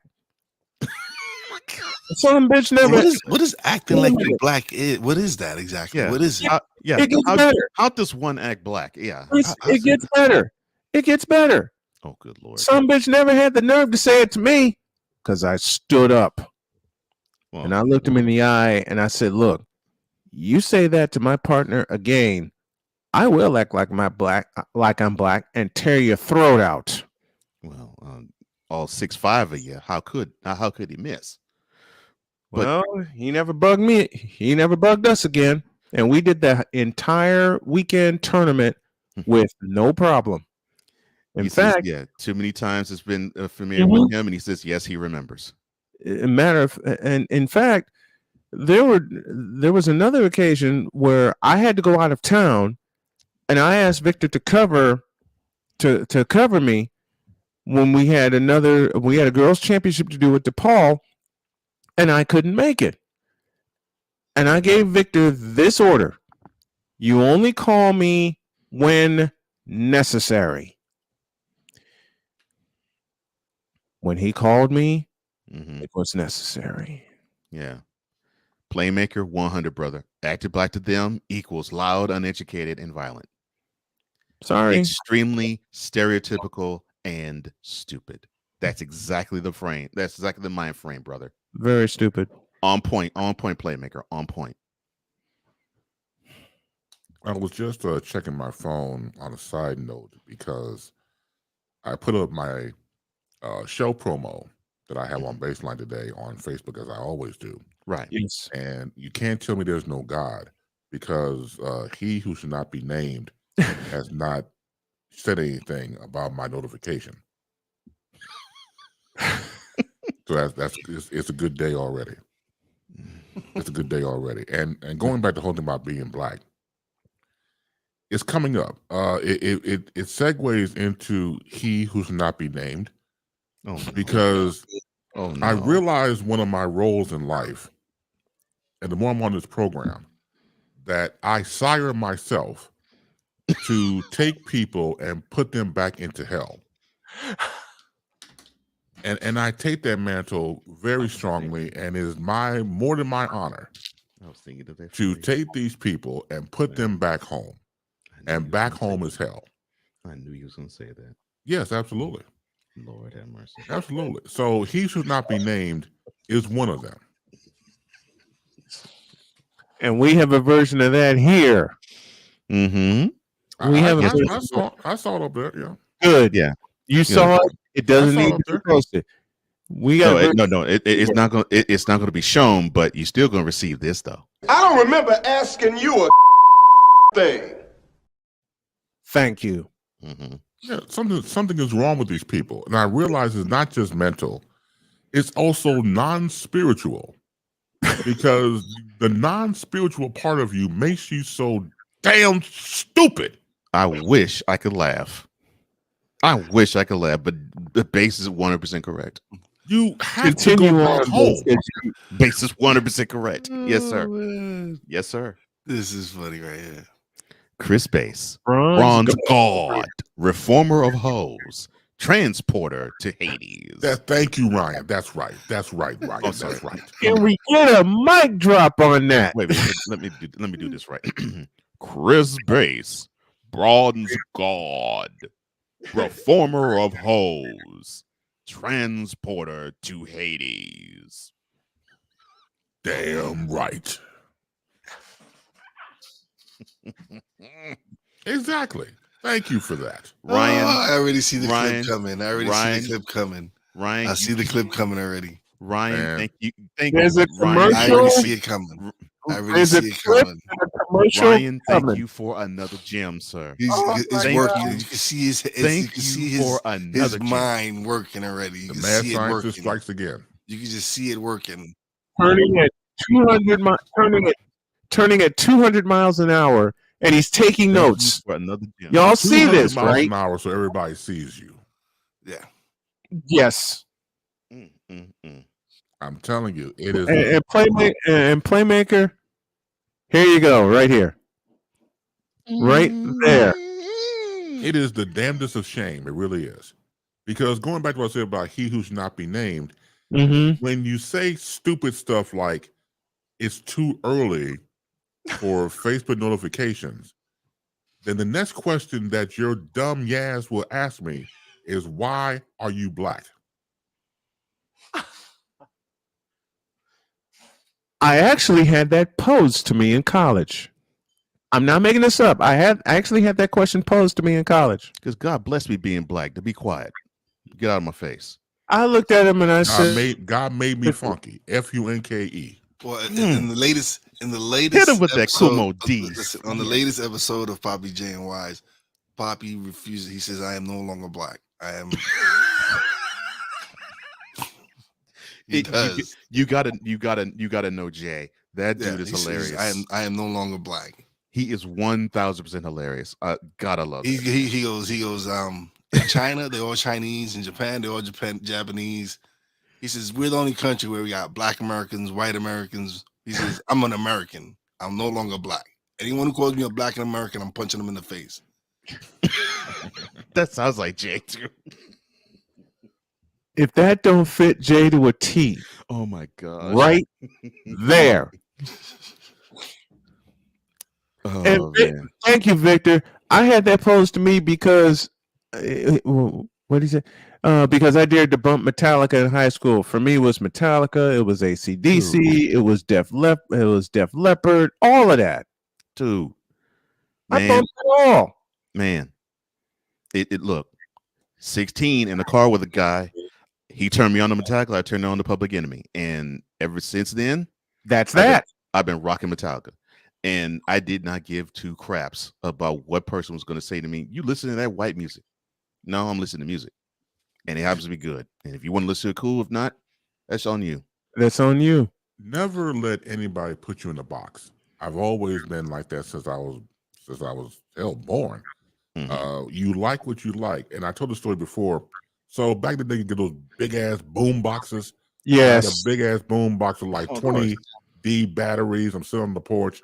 I'm listening to some music, and one of my so-called friends from the neighborhood was saying, "Not so-called." Yeah, so-called, because he split the difference, asking this dumb ass question he's about to ask me. Oh Not no! Split the difference. Oh no! Why I'm afraid are you listening to that white music? And I said, well, to me, like you just said before, in acknowledgement of Public Enemy and Metallica, it's music. I don't classify it. The person happens to be of a different race, whatever. And then he says to me, well, look, man, he listens to something black like Benny and the Jets. Excuse me, I don't know if you know this, but Elton John not only is white, but he's British. Yes. He's British. He's what? He said what? Because for the record, Benny and the Jets was played on a lot of black radio stations during this time. Of course, it was. Of course. Yes. So, but a lot of people thought that he was, black. Some people did, like this bonehead did. That's hilarious. Right. Speaking of Metallica, in homage to number 42, Mariano Rivera.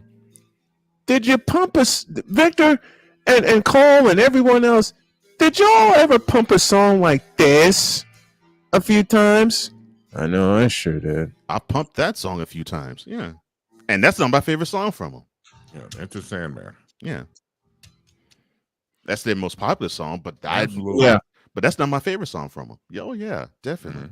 Man, okay, so at work, there's a time that is a slot that's allotted to me to actually one day a week for like maybe 10 minutes or so, like bump up morale and actually sing songs to them because I've got a voice, I might as well use it. So I've done this 2 years. Early on, like about month number 3, I cranked out Metallica on them, and they look at me, this black face, and they hear me actually sing, Metallica, from the bell tolls, and they're looking at me like, what? You know this?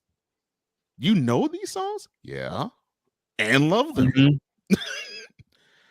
And I got so many rave reviews from. It's like, you're all things musical, man. Whatever you want to do, doesn't matter what genre, doesn't matter what era, do it, because we know you're gonna rock it good. I'm like, perfect, because that's what it's about. And I did that on purpose to them, and I mean, I saw so many jaws drop, and it made me so happy. This song describes us. What I'm about to play right here. Because we stand alone. Wait a minute. Oh. I thought you'd like this. A little Godsmack to close out the Friday morning, because we do stand alone.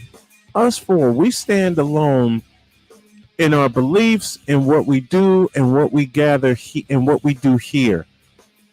Because in many ways, we don't care what the others think. It doesn't matter what they think. It does not matter what they think. As a matter of fact, and I respect you even more, Playmaker, for that. Yeah. You know what, Playmaker?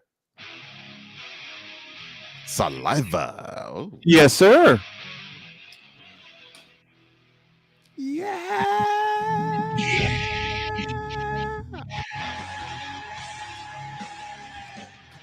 I had a team from Boston come to Linwood one year, and a couple of parents came to me and they said, "There's one song you have to find," and I said, "I'm already looking for it." I believe the bass starts like this.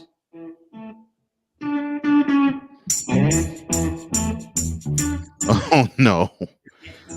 Oh, I cranked it every time they played.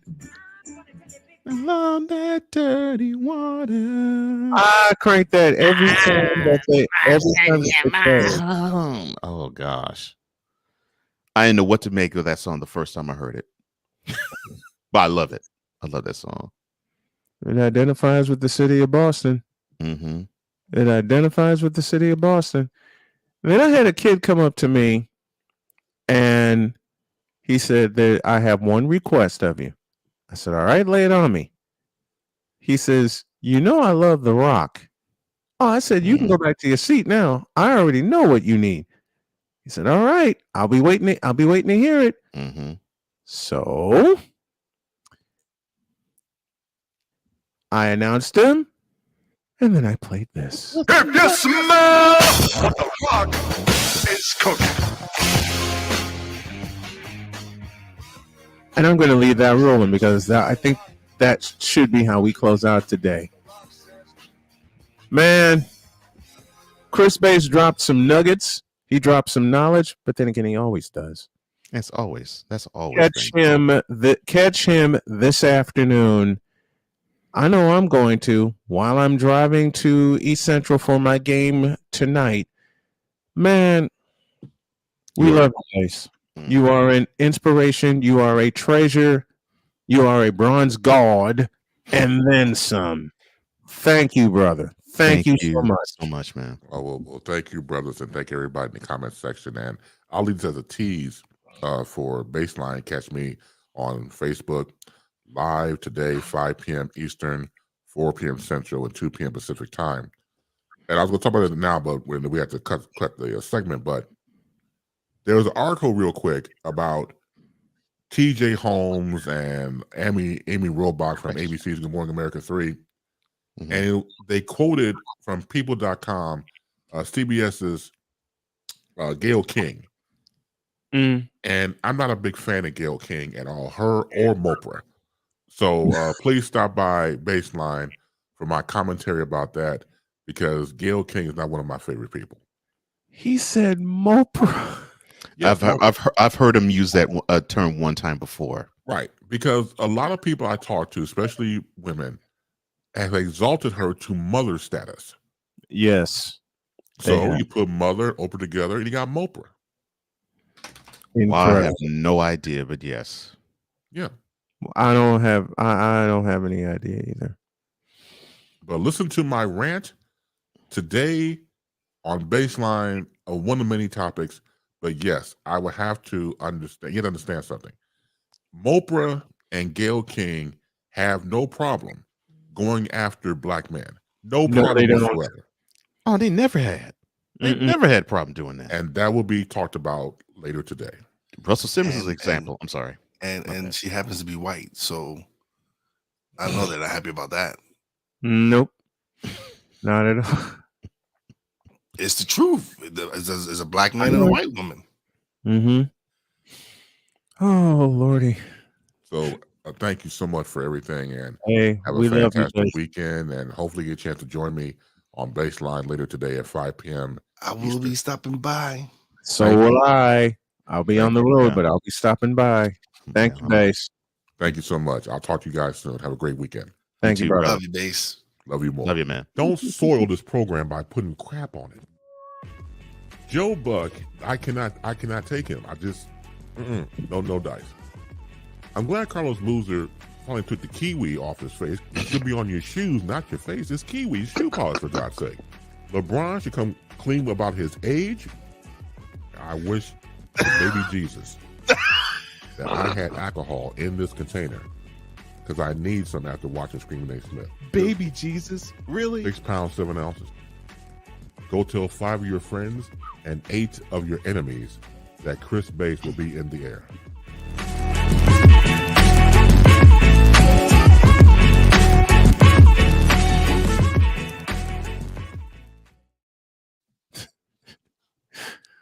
Mopra. He gives you those gems. Just He Mopra. gives it to him. He does. Have a great week. Have a great weekend. God bless. Remember to make your next move your best move, and always remember, if your dreams don't scare you, Wise, watch it. That's for you, Victor. Damn you. Damn. I gave you warning. That's not a warning, man. That is not a warning. I'm glad I was in another screen when that happened. And that is because Victor said Monday, quote, "Take care and be good, or the ever living will get you." He did say that. Close quote. Damn you, Victor. Damn you. You don't wait till Victor. You should know it's not today. He gets you earlier in the week. Then he saves it for today, Victor. He saves it for today. We're out of here. See you Monday.